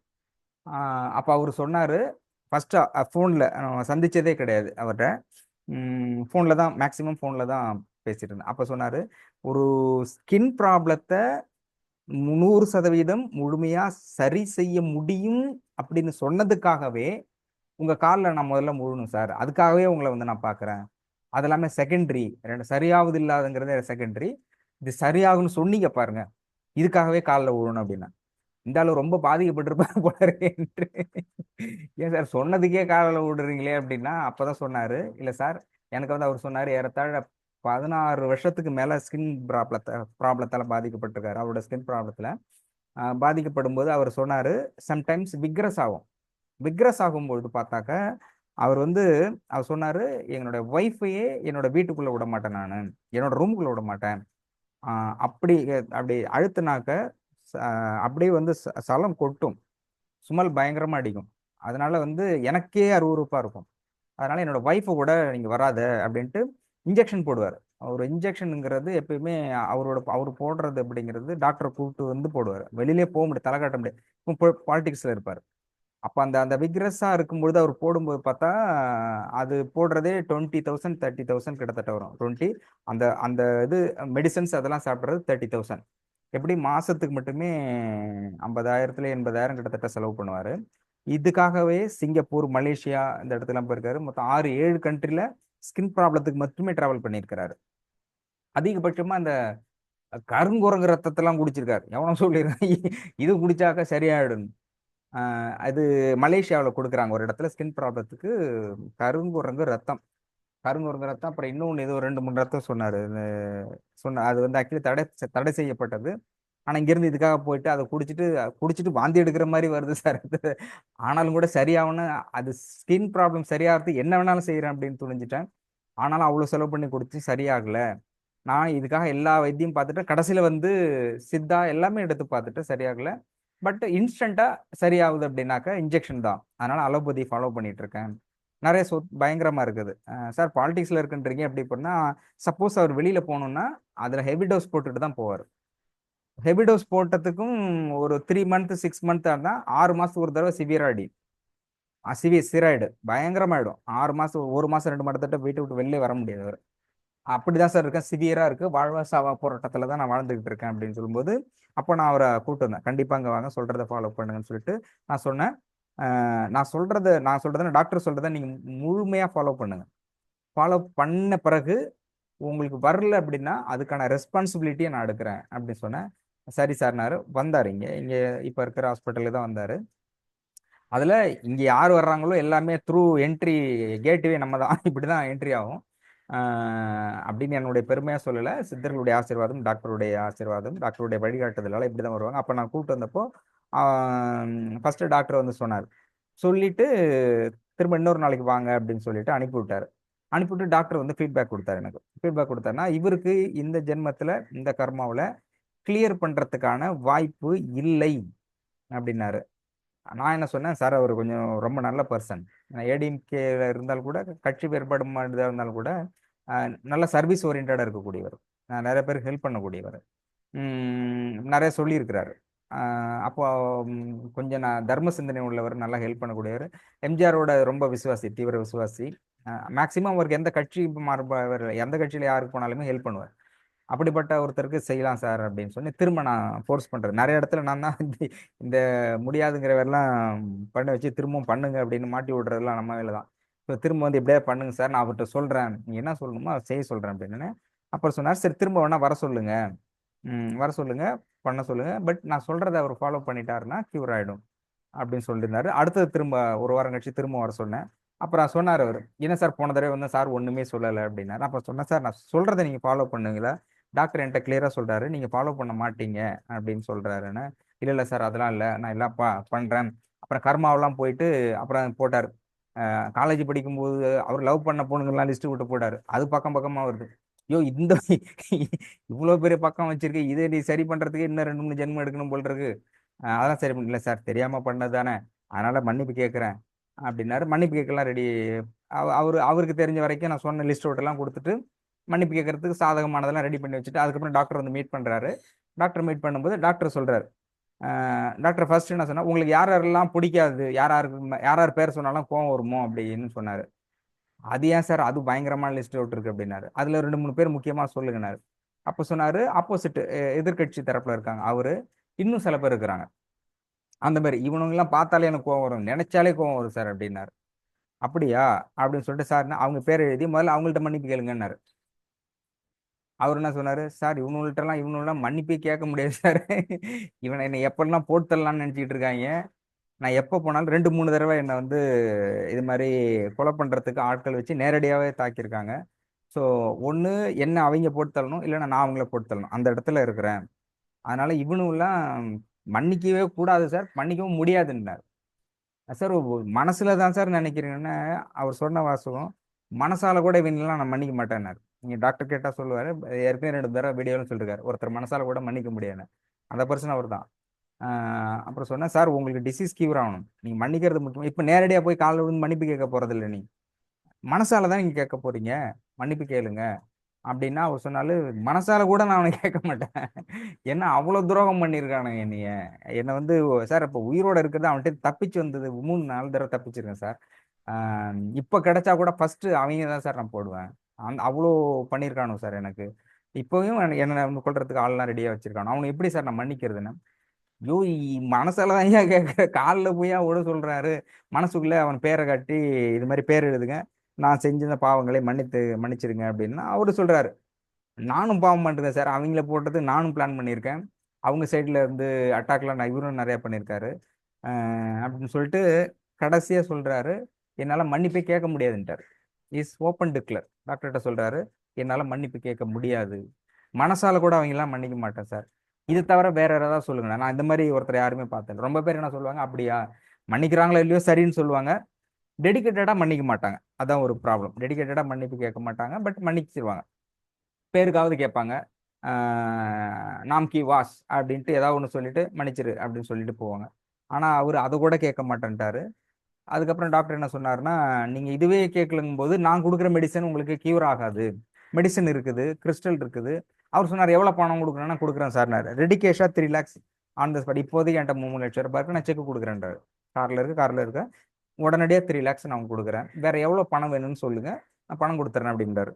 டாக்டர் என்ன சொல்றாரு, நீங்க ஹோல் ஹார்ட்டடா மன்னிப்பு கேட்கல அப்படின்னாக்க இங்க இல்ல, நீ உலகத்துல நீங்க எந்த மெடிசன் எடுத்தாலும் சரியாகாது அப்படிங்கும்போது திரும்ப அவர் சொல்றாரு, பரவாயில்ல சார், எவ்வளவு நாளைக்கு இப்படிதான் நான் சாப்பிடுவேன், இப்படி இருந்து செத்துட்டு போற போங்க அப்படின்னாரு.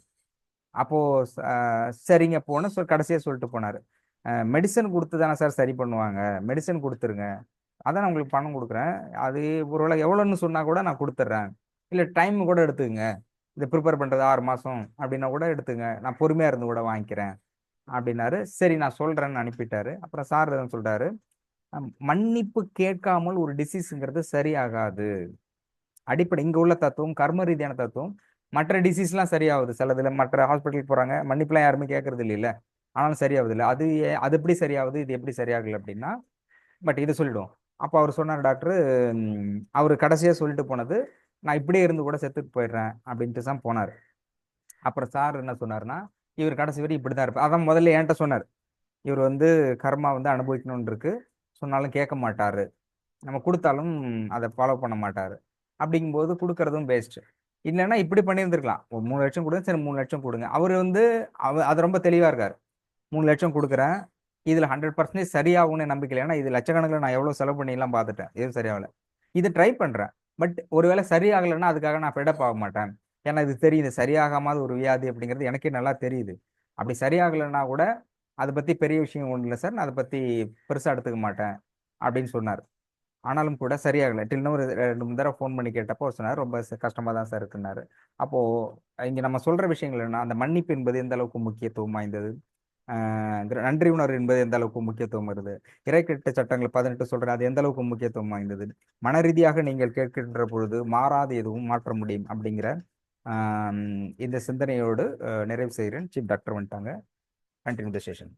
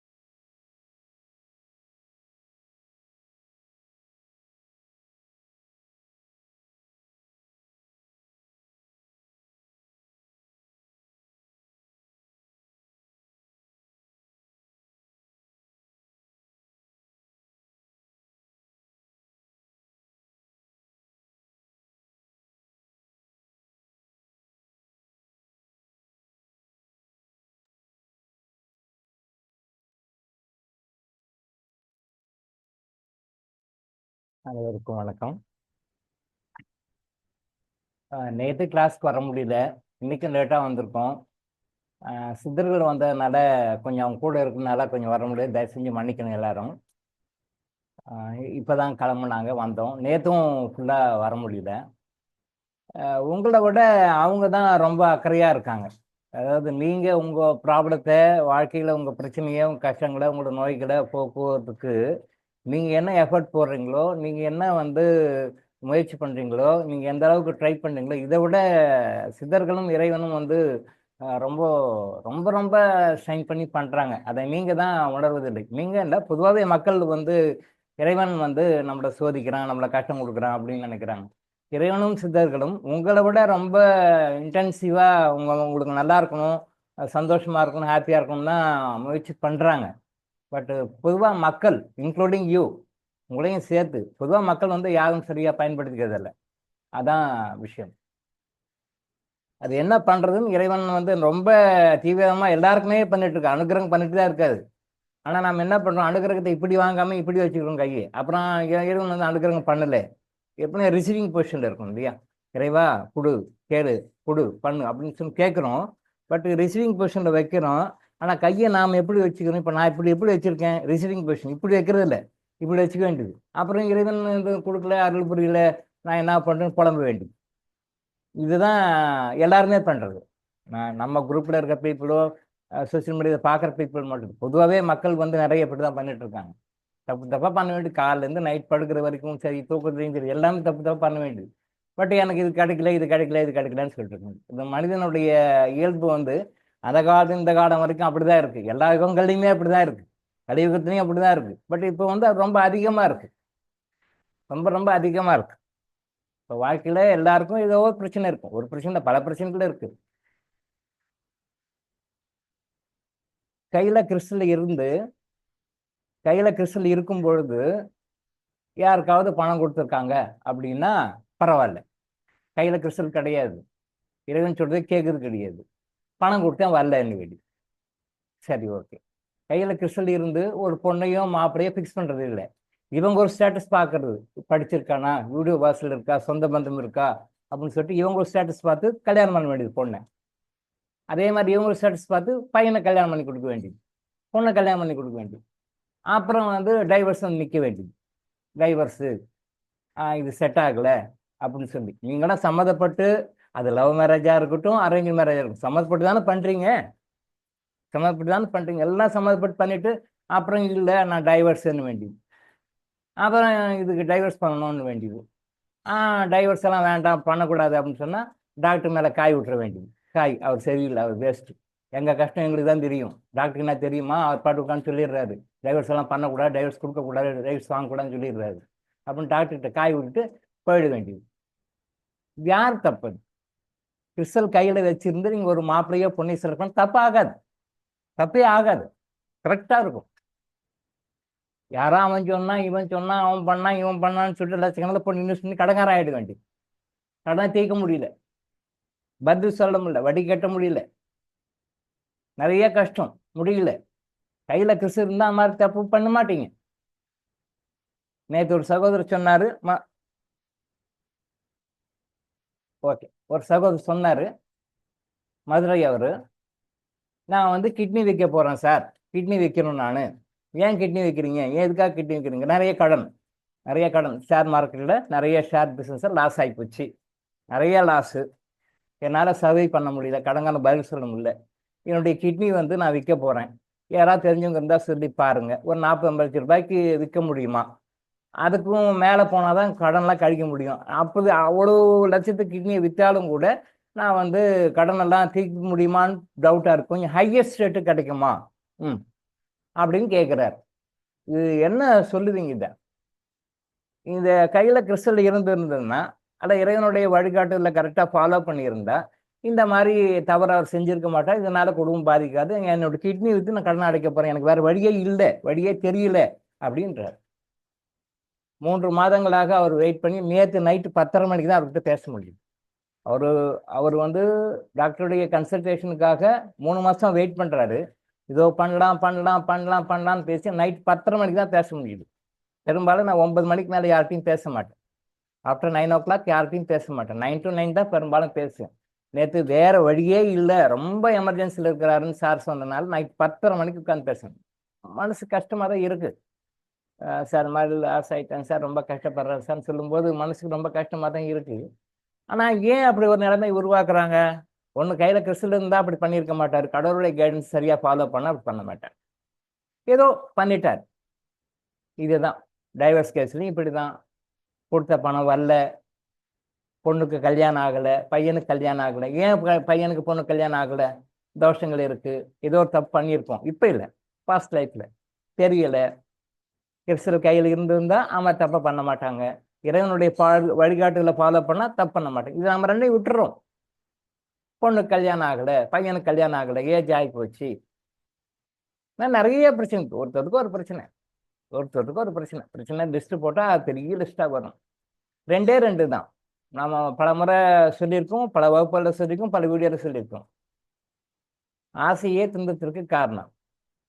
புத்தர் சொல்லியிருக்கார், ஆசையே துன்பத்திற்கு காரணம். அவருக்கு ஏகப்பட்ட நோபல் பரிசு கொடுக்கணும். அவருக்கு அது இது ஒன்றுத்துக்கே ஏகப்பட்ட நோபல் பரிசு கொடுக்கணும். யாருக்கா கொடுத்துட்டு இருக்காங்க. ஆசையே துன்பத்திற்கு காரணம். அப்போ ஆசைப்படக்கூடாதா? ஆசைப்படலாம், தப்பு கிடையாது. ஆசையே துன்பத்திற்கு காரணம். அந்த ஆசை எதுக்கு ஆசைப்படணும், எதுக்கு ஆசைப்படக்கூடாது, எவ்வளோ ஆசைப்படணும், எவ்வளோ ஆசைப்படக்கூடாது, எப்போ ஆசைப்படணும், எப்போ ஆசைப்படக்கூடாது, இது யாருக்கும் தெரியல. இதுக்கு என்ன காரணம்? அறியாமை தான் காரணம். அப்போ நீங்கள் அடுத்த ஃபார்முலாக்கு போதீங்கன்னா அதை வந்து டெரிவ் பண்ணோம்னா அறியாமை தான் துன்பத்திற்கு காரணம். ஆசையை துன்பத்திற்கு காரணம் அப்படின்றத விட இன்னும் அப்டேட் பண்ணோம்னா அதை இன்னும் புத்தர் சொன்னது இன்னும் ஃபைன் டியூன் பண்ணோம் அப்படின்னு சொல்லி இன்னும் ஃபைன் டியூன் பண்ணோம்னா அறியாமைதான் அனைத்து துன்பங்களுக்கும் காரணம். இக்னரன்ஸ், அதான் ignorance is the root cause of all our sufferings. எல்லா தப்பும் பண்ணிட வேண்டி தெரிந்தோ தெரியாமலோ நம்ம பாஸ்ட் லைஃப் கர்மாவோட பண்றோம். பண்ணிட்டு டாக்டர் எழுங்க ஆயுஷ் ஹாஸ்பிட்டலுக்கு வந்துட்டு எனக்கு இந்த பிரச்சனை சரியாகும், இப்போதே சரியாகும், இந்த மொமெண்ட்டே சரியாகும் அப்படின்னா எப்படி பண்ண முடியும்? பண்ணி தான் ஆகணும், வேற வழி இல்லை. உங்க பாஸ்ட் லைஃப் கர்மால கையை வைக்கணும். இந்த பாஸ்ட் லைஃப் கர்மால கையை வைக்கணும் அப்படின்னா டாக்டர் இளங்கோ அப்படின்ற ஒரு தனி மனிதனால முடியாது. ஸோ இப்போ இங்கே தான் சிதர்கள் களமிறங்குறாங்க, இறைவன் களமிறங்குகிறார். இங்கே இறங்கி இப்போ உங்கள் கையில் கிறிஸ்டல் இருந்தால், உங்கள் கையில் கிறிஸ்டல் இருந்து அதை நீங்கள் ப்ராப்பராக யூஸ் பண்ணோம்னா, கிறிஸ்டல் அப்படின்னும் போது இங்கே ஒரு விஷயம் வரும். அதாவது கிறிஸ்டலை பொறுத்த வரைக்கும் ஒரு 4 வகையாக பிரிக்கலாம். நம்ம 4 வகையாக மனிதர்களை பிரிக்கலாம். கிறிஸ்டல்னா இறைவன் தான் கிறிஸ்டல். கிறிஸ்டல் ஃபார்மாக உங்கள்கிட்ட இருக்கிறார். ஒரு பெரிய கோயிலை உங்கள் பாக்கெட்டில் வச்சுக்க முடியாது, ஒரு சர்ச்சை உங்கள் பாக்கெட்டில் வச்சுக்க முடியாது, ஒரு பெரிய மாஸ்கை, ஒரு பெரிய குருத்வாரா உங்கள் பாக்கெட்டில் வச்சுக்க முடியாது, உங்கள் பேக்கில் வச்சுக்க முடியாது. பட் கிறிஸ்டலை நீங்கள் வச்சுக்கிட முடியும். ஒரு பெரிய டெம்பிள் கூட இருக்கிற மாதிரி, மாஸ்க் கூட இருக்கிற மாதிரி, குருத்வாரா கூட இருக்கிற மாதிரி, சர்ச்சு கூட இருக்கிற மாதிரி அதை கிறிஸ்டல் வச்சுக்க முடியும். இறைவனே கூட இருக்கிற மாதிரி. உங்ககிட்ட தான் இறைவன் இருக்கா, நீங்கள் தெரியல, தெரியாமல் எங்கேயோ போய் லட்சக்கணக்கில் கோடிக்கணக்கில் பணம் சொல்ல முடியும், இங்கேயும் அங்கேயும் வாழ்க்கையை வேஸ்ட் பண்ணுறாங்க. எதை வேஸ்ட் பண்ணுறாங்க? வாழ்க்கையை வேஸ்ட் பண்ணுறாங்க. திருப்பும் கிடைக்காத ஒரு வாய்ப்பான அந்த கூன் குருடு இந்த மாதிரிலாம் இல்லாமல் பார்க்கறது பெரிய மனித பிறவின்னு சொல்லி ஔவையார் சொல்லுவாங்க பார்த்தீங்களா? பிறத்தல் அரிது, மாநிலராய் பிறத்தல் அரிது, அதன் கூன் குருடு செவிடி இல்லாமல் பிறத்தல் அரிதுன்னு சொல்லுவாங்க இல்லையா அந்த அம்மா. அதே மாதிரி அந்த மாதிரி ஒரு பிறவியை நாம் என்ன பண்ணுறோம்? குரங்கு கையில் கிடைச்ச பூமாலை மாதிரி, குரங்கு கையில் கிடைச்ச பூமாலை மாதிரி பிச்சு அதனுடைய வேல்யூ தெரியாது, அந்த மாலையோடைய வேல்யூ தெரியாது. அவங்க எவ்வளோ கஷ்டப்பட்டு அந்த மாலையை பின்னி அதை ஒரு ஃபார்முக்கு கொண்டு வராரு, அந்த பூ தொடுக்கிறவருன்னு தெரியாது, அது பிச்சு போடும். இதைத்தான் சித்தர்கள் சொன்னாங்க, கூத்தாடி போட்டுடை தாண்டி அப்படின்னு சொல்லுவாங்க. நந்தவனத்தில் ஒரு ஆண்டி, அது நம்ம தான். நந்தவனத்தில் ஒரு ஆண்டி, அவன் 4 மாதமாய் கொய்வனை வேண்டி, 4 மாதம் 10 months 4 மாதமாக கொய்வனை வேண்டி கொண்டு வந்தான் ஒரு தோண்டி, ஒரு பக்கெட் பாத்திரம் கொண்டு வந்தான் ஒரு தோண்டி, நம்ம பாடி, நம்ம பிசிக்கல் பாடி கொண்டு வந்தான் ஒரு தோண்டி, நம்ம பாடி கொண்டு வந்தான். அதை கூத்தாடி போட்டு தாண்டி போட்டு உடைச்சிடணும். நம்ம பாடி போட்டு உடைச்சிடும். இந்த பாடி எவ்வளோ அருமையானது, ஒரு பொக்கிஷம், இதுக்கு வேல்யூவே இல்லை. அப்பேற்பட்ட ஒரு பாடி, அந்த பாடியை கூத்தாடி போட்டு தாண்டி. நந்தவனத்தில் ஒரு ஆண்டி, அவன் 4 மாதமாய் கொய்வனை வேண்டி கொண்டு வந்தான் ஒரு தோண்டி, அதை கூத்தாடி போட்டு தாண்டி நம்ம போட்டு உடைக்கிறோம். இது சித்தர் பாட்டு. அப்பேற்பட்ட ஒரு பாடியை ஆஃப்டர் ஆல் ஒரு 40-50 lakhsக்கு நான் கிட்னி வைக்க போறேன்றார். இது இந்த சகோதரர் சொன்னது இது மாதிரி நிறைய பேர் இருக்கு, இது நிறைய பேர் நடக்குது, நாட்டில் நிறைய விஷயங்கள் நடக்குது. கடைசியில் வேற வழியே இல்லைன்னு போது அவங்க உடல் உறுப்பை விற்கிறாங்க. ரொம்ப பேத்தட்டிக் கண்டிஷன், ரொம்ப ஒரு சுகமான ஒரு நிலைமை அது. இது முறைகேடுன்றாங்க, ஊழல் இல்லைன்றாங்க, அது வேற சமாச்சாரம். அரசியல், நம்ம அரசியலுக்கு போகலை. ஒரு எந்த மாதிரி துயரத்தனமான சூழ்நிலையினால ஒரு கிட்னியை விற்பாங்க அப்படின்னா அதை கொஞ்சம் ரிவர்ஸ் நினச்சி பாருங்க. வாங்குறவங்க இருக்கட்டும், அல்லது நல்லாவே ஃப்ராடு பண்ணி கிட்னி திருடு விற்கிறாங்க ஒரு பக்கம் இருக்கும். கிட்னி திருடு விற்கிறவங்க ஒரு குரூப்பு, தெரியாமல் விற்கிறாங்க ஒரு குரூப்பு. அதை அரசியல்வாதிகளும் மற்றவங்களும் அதை மறைக்கிறாங்க. கார்பரேட் முதலாளிகள் அதை பிஸ்னஸாக பண்ணுறாங்க. இன்னும் கொஞ்சம் நஷ்டம் நடக்குது. அதான் இப்போ 2-3 months முன்னாடி தமிழ்நாட்டு நடந்தது கூட. கிட்னி அது அமைச்சர் சொல்கிறாரு, அது ஊழல் இல்லை, அது முறைகேடு, அது இல்லை அப்படிங்க மாதிரி எதுவும் சொல்கிறார். ரைட், ஓகே, அது நமக்கு வேண்டாம். பட் அந்த கிட்னி கூட விற்கிற நிலைமைக்கு நாம ஏன் வரோம்? ஏற்கனவே நம்ம சொல்லியிருக்கோம், உடல் உறுப்புல எந்த உறுப்புலையும் யாருக்கும் தானம் கொடுக்கக்கூடாது, தர்மம் கொடுக்க வேண்டிய, தானம் கொடுக்க நிறைய விஷயம் இருக்கு. பட் உடல் உறுப்புகளை கொடுக்கக்கூடாது, ஈவன் பிளட்டு கூட கொடுக்கக்கூடாது அப்படின்னு சொல்லியிருக்கோம். அது இன்னைக்கு இருக்கிற மனித சமுதாயம் அதை அக்செப்ட் பண்ணிக்கிட்டாலும் சரி, இன்னைக்கு இருக்கிற மனித சமுதாயம் அக்செப்ட் பண்ணிக்கலாம் சரி. கர்மா எனர்ஜி ஹீலிங் படி, கர்மா தியரி படி, இட்ஸ் நாட் தியரி, தப்பு. தியரின்றதே தப்பு. அது தியரின்றது கோட்பாடு. அது உண்மையாகவும் இருக்கலாம், பொய்யாகவும் இருக்கலாம், தவறாகவும் இருக்கலாம், சரியாகவும் இருக்கலாம், முழுவதும் சரியாக இருக்கலாம், முழுவதும் தவறாக இருக்கலாம், இல்லை ஒரு பகுதி அளவு சரியாக இருக்கலாம், பகுதி அளவு சரி இல்லாமல் இருக்கலாம். இது கோட்பாடு. சித்தர் வந்து இறைவன் வந்து சொல்லுகின்ற அந்த கர்மான்றது வந்து நாட் தியரி. இதை நம்ம சொல்றோம் கர்மா தியரி கர்மா தியரி. கர்மா தியரி கிடையாது. இட் இஸ் எ லா. லா, சட்டம் மாற்ற முடியாது. இறை சட்டம் அது. மனிதன் போடுற சட்டத்தை மாத்திக்குவான். அரசாங்கம் மாறினா மாறும், அப்ப சூழ்நிலை மாதிரி மாறும். பட் இறை சட்டம், இந்த பிரபஞ்சம் உருவானது, இந்த பிரபஞ்சம் அழிகிறதுக்கும் இறை சட்டம் தான். அதை வந்து நம்ம யாரும் மாற்றவே முடியாது. இறை சட்டம் தான். ஸோ கர்மாண்டு இறை சட்டம். அதை யாரும் வந்து மீற முடியாது. அதை யாரும் வந்து ஓவர்லோட் பண்ண முடியாது. அதை யாரும் டிரான்ஸ்ஃபர் பண்ண முடியாது. புரிஞ்சுக்கோங்க.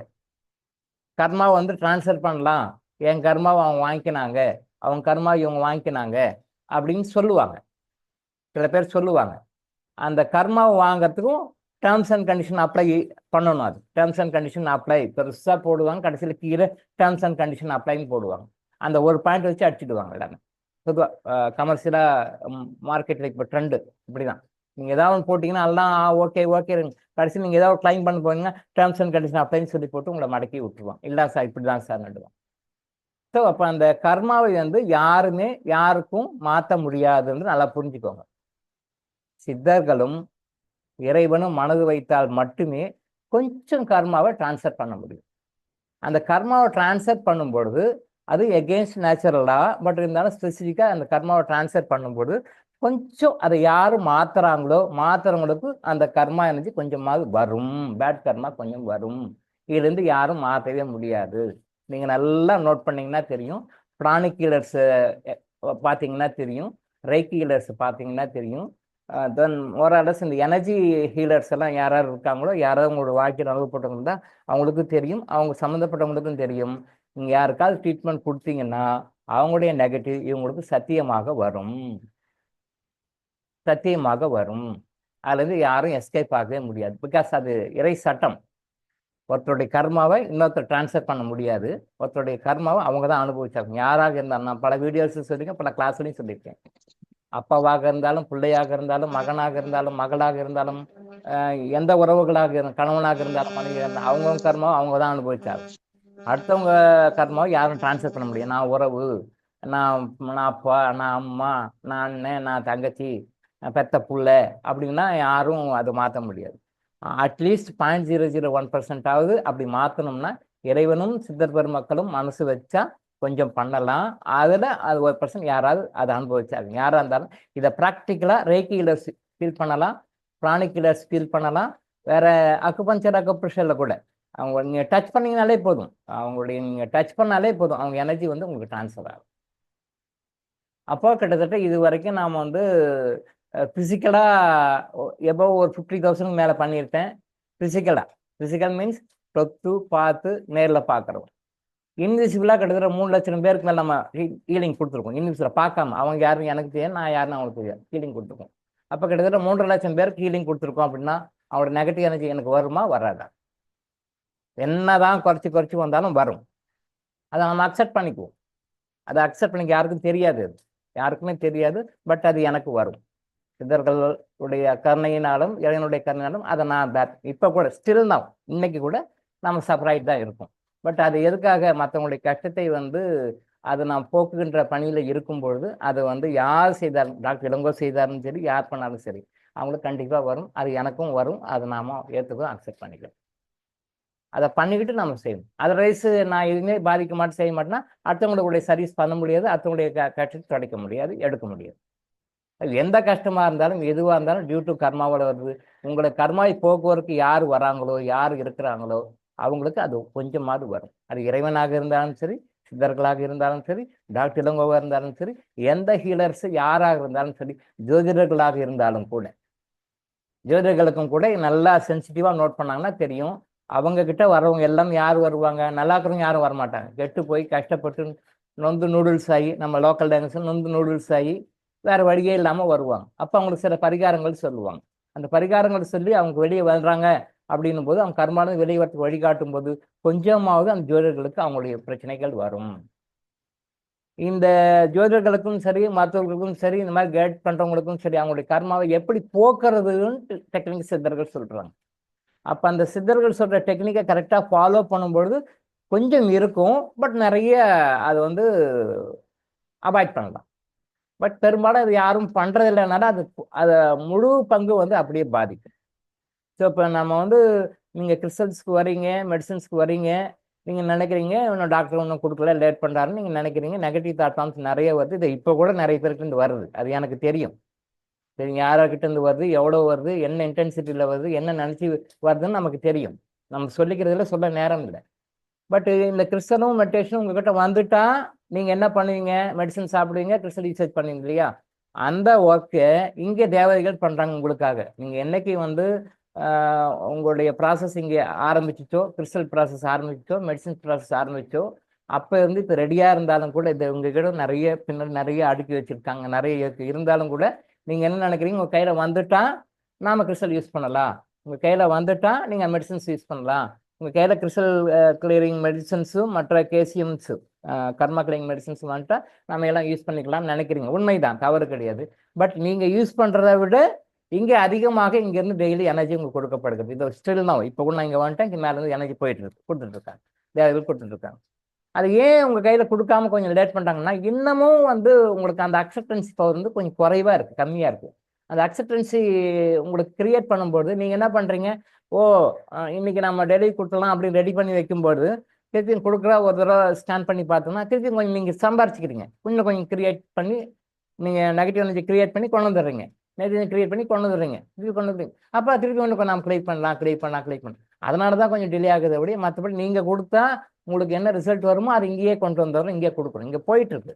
ஒன்ஸ் உங்கள் நேம் ரெஜிஸ்டர் ஆகிட்டாலே போதும். நான் உங்கள்கிட்ட பேசினாலும் சரி, பேசலனாலும் சரி, உங்களை பார்த்தாலும் சரி, பார்க்கலனாலும் சரி, இங்கே உள்ள வந்துச்சு ஆசந்தி சார் நேம் என்ட்ரி போட்டானாலே உங்களுக்கு ஆட்டோமேட்டிக்காக ரெக்கார்ட் டேட்டா ஆசந்தி சார் கொடுக்கலனாலும் அவர் எழுதும்போதே ரெக்கார்டு ஆட்டோமேட்டிக்காக போயிடும். அவர் என்கிட்ட கொடுக்கணும்னு அவசியம் இல்லை. அங்கே எழுதுனாலே உங்கள்கிட்ட பேசினாலே அங்கே போயிடும். அந்த எனர்ஜியை நீங்கள் ஃபீல் பண்ணீங்களான்னு தான் விஷயம். சில பேர் ஃபீல் பண்ணுறாங்க, சில பேர் ஃபீல் பண்ணி சொல்கிறாங்க, சில பேர் ஃபீல் பண்ணலை, சில பேர் ஃபீல் பண்ண தெரியல. ஃபீல் பண்ணாலும் ஃபீல் பண்ணலைனாலும் எதுவாக இருந்தாலும் உங்களுக்கு கரெக்டாக அந்த எனர்ஜி வந்துடும், பண்ணிகிட்டு இருக்கோம். இப்போ என்ன பண்ணியிருக்காங்க அப்படின்னா, இதை வந்து இன்னும் எப்படி சிம்பிளிஃபை பண்ணுறது, இன்னும் எப்படி சிம்பிளிஃபை பண்ணி மக்களுக்கு வந்து இதை கொண்டு போகிறது, இதை வந்து ஒரு பெரிய ஒரு அமைப்பாக கொண்டு போகிறதுன்றதுக்காக சில விஷயங்கள்லாம் நேற்று அதான் பண்ணாங்க, இன்றைக்கும் அதான் பண்ணியிருக்காங்க. அது நம்ம டீட்டெயிலாக இன்னும் 2 நாளில் அந்த வகுப்பில் சொல்லுவோம், எந்த மாதிரி நீங்கள் பண்ணணும் அப்படின்னு சொல்லுவோம். அதையெல்லாம் ஃபாலோ பண்ணிங்கன்னா உங்களுடைய வாழ்க்கையில் என்றும் என்றும் சந்தோஷமே, என்றும் என்றும் நிம்மதியே, என்றும் என்றும் அமைதியே, நிம்மதியே, சந்தோஷமே பண்ணிட்டு இருக்காங்க. அவங்களுக்கு எந்த அளவுக்கு நீங்கள் பயன்படுத்திக்கன்றது தான் உங்கள் கையில் தான் இருக்குது. நீங்கள் தான் பயன்படுத்திக்கணும். நிறைய பேர் கிளாஸ்க்கு வரீங்க, தூங்கிடுறீங்க, பாதி தூக்கத்தில் இருக்கிறீங்க. அப்புறம் வந்து சில பேர் கிளாஸ் நடந்துட்டு இருக்கும்போது பாதியில் வரீங்க. இன்னும் சில பேர் காலைல எழுந்து பார்க்குறீங்க, பார்த்துட்டு கிளாஸ் முடிச்சுட்டு தூங்குறீங்க. இதுவெல்லாம் வந்து நடைமுறையில் எனக்கு நிறைய மாற்ற வேண்டிய விஷயங்கள்லாம் இருக்குது. நீங்கள் என்ன பண்ணுறீங்க, எப்போ வரீங்க, என்ன போகிறீங்க, எப்போ தூங்குறீங்க, எப்போ எழுறீங்கன்னு நமக்கு தெரியும். ஆனால் காலையில் எழுந்த உடனே முடிஞ்ச வரைக்கும் திருப்பியும் படுக்காமல் இருக்கிற மாதிரி பார்த்துக்கிறது நல்லது. நம்ம ஏற்கனவே சொல்லியிருக்கோம், 4 பேர் மட்டும்தான் பகலில் படுக்கலாம். கவனம் இருக்கா? 4 பேர் மட்டும்தான் பகலில் படுக்கலாம். நோயாளிகள் படுக்கலாம், நோயால் சஃபராயிட்டு இருக்கும்போது படுக்கலாம், கர்ப்பிணி பெண்கள் படுக்கலாம், அவங்க டயர்டாக இருக்கும்போது படுக்கலாம். பட் கர்ப்பிணி பெண்கள் கூட முடிஞ்ச வரைக்கும் டே டைமில் தூங்காமல் இருந்தாங்கன்னா பிறக்கிற குழந்தை வந்து பேர் சொல்லிக்கிற மாதிரி இருக்கும்.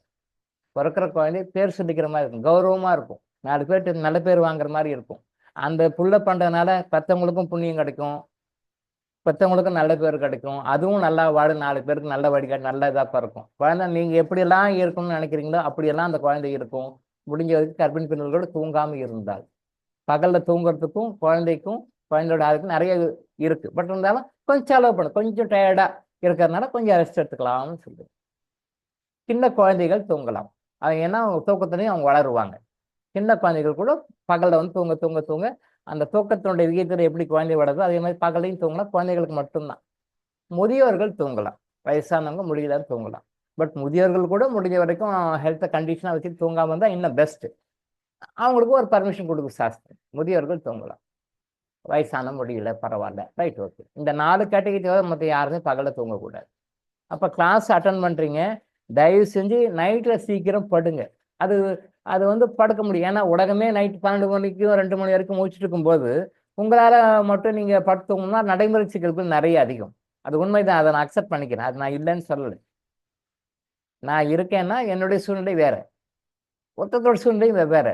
நடைமுறையில் நிறைய காரணங்கள் இருக்கும், நிறைய பிரச்சனை. ஒருத்தரை பற்றி பேசணும்னா ஒன்று இருக்கும். ஆனால் முடிஞ்ச வரைக்கும் தயவு செய்து நீங்கள் நைட்டில் அரௌண்டு நைட் டின்னர் வந்து 7 மணிக்கெல்லாம் முடிச்சு நைட் 9 மணிக்கெல்லாம் படுக்கிற மாதிரி படுத்து பாருங்க. உங்கள் பிரச்சனைகள் நோய்கள்லாம் எப்படி சொல்யூஷன், எவ்வளோ அருமையாக கிடைக்காத சொல்யூஷன்லாம் உங்களுக்கு கிடைக்குது. எப்படி நோய்கள் அதில் அவ்வளோ விஷயம் இருக்கு, அவ்வளோ விஷயம் இருக்கு. நீங்கள் 9 மணிக்கு இப்போ 9 மணிக்கெல்லாம் படுத்து 9லேருந்து 10க்கெல்லாம் 9க்கெல்லாம் படுக்க தூங்க போனீங்கன்னா உங்களுக்கு என்னென்ன வியாதிகள்லாம் மருந்தே இல்லாமல் சரியாகும் நான் லிஸ்ட்டு கொடுக்குறேன், சொல்கிறேன். நான் நெக்ஸ்ட் வீக்கில் அதை பற்றி பேசுகிறேன். தூக்கத்தை பற்றி பேசும்போது, இறை சட்டத்தை பற்றி பேசும்போது இந்த விளக்கம் நான் கொடுக்குறேன். நீங்கள் 9 மணிக்கெல்லாம் படுத்து பாருங்க. படுத்து பாருங்க, சும்மா படுத்துட்டு மொபைல் பார்த்துட்டு இருக்கிறது இல்லை.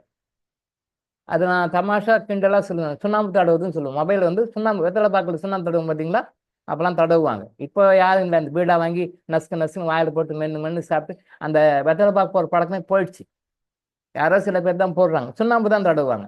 சுண்ணாம்பு இப்படி தான் தடவுவாங்க. மொபைலை டச் பண்ணி மாட்டிங்கன்னா இப்படிதான் சுண்ணாம்பு தடவுவாங்க. நான் சுண்ணாம்பு தடவுங்கன்னு சொல்லுவேன். சுண்ணாம்பு தடவும் இதுதான். இதில் எவ்வளோ நேரம் ஒதுக்குறாங்க? அப்படி இல்லையே. 9 மணிக்கு நீங்கள் படுக்கிறீங்கன்னா 7 மணிக்கெல்லாம் சாப்பிடணும். அட்லீஸ்ட் 2 ஹவர்ஸ் முன்னாடி சாப்பிடணும். முடியும்னா 1 ஹவர் முன்னாடியே சாப்பிடுங்க. படுக்கிறதுக்கு முன்னாடி மொபைலுக்கெல்லாம் ஒரு குட் பை சொல்லணும். ஒரு 1 or 2 ஹவர்ஸ் முன்னாடி. அப்படி ஒன்றும் சாதிக்க போகிறது இல்லை. நீங்கள் வந்து நல்லா பாருங்க, மொபைலை யூஸ் பண்ணி என்ன சாதிச்சோன்னு பார்த்தீங்கன்னா ஒன்றுமே கிடையாது. சில பேர் பப்ளிக் டாய்லெட்டில் போகும்போது, பப்ளிக் டாய்லெட்டில் யூரின் பாஸ் பண்ண போகும்போது அங்கே கூட ஃபோன் பண்ணி பேசிட்டே யூரின் பாஸ் பண்ணிட்டு சொல்லு மச்சான், அது என்னாச்சு, இது என்னாச்சு. அந்த ஒரு 2 நிமிஷம் வந்து கூட மொபைலை ஆஃப் பண்ணிட்டு இருப்பா நான் பாத்ரூம் போயிட்டு வரேன், வந்து பேசலாம் இல்லையா? இவங்க தான் கட் பண்ணலாம் போனேன், அவங்களும் கட் பண்ணலாம் போனேன். இல்லை அவங்களுக்கு தெரியாது இவங்க என்ன பண்ணுறாருன்னு அவங்களுக்கு தெரியாது. அவங்கள்ட்ட சொல்லணும், சார் நான் ஒரு 2 நிமிஷம் வெயிட் பண்ணுங்க, நான் அதை பாத்ரூம் போயிட்டு வந்து பேசுகிறேன். மாட்டேன்னு சொல்ல போகிறாங்க. உள்ள நுழைந்து வெளியே வரைக்கும் சொல்லுப்பா, அப்படியா இப்படியா, அப்படியே ஜிப்பு ஓபன் பண்ணுறாரு, அப்படியே யூரின் போகிற, திருப்பி ஜிப்பை லாக் பண்ணுறாரு, அப்படியே போகிறார்.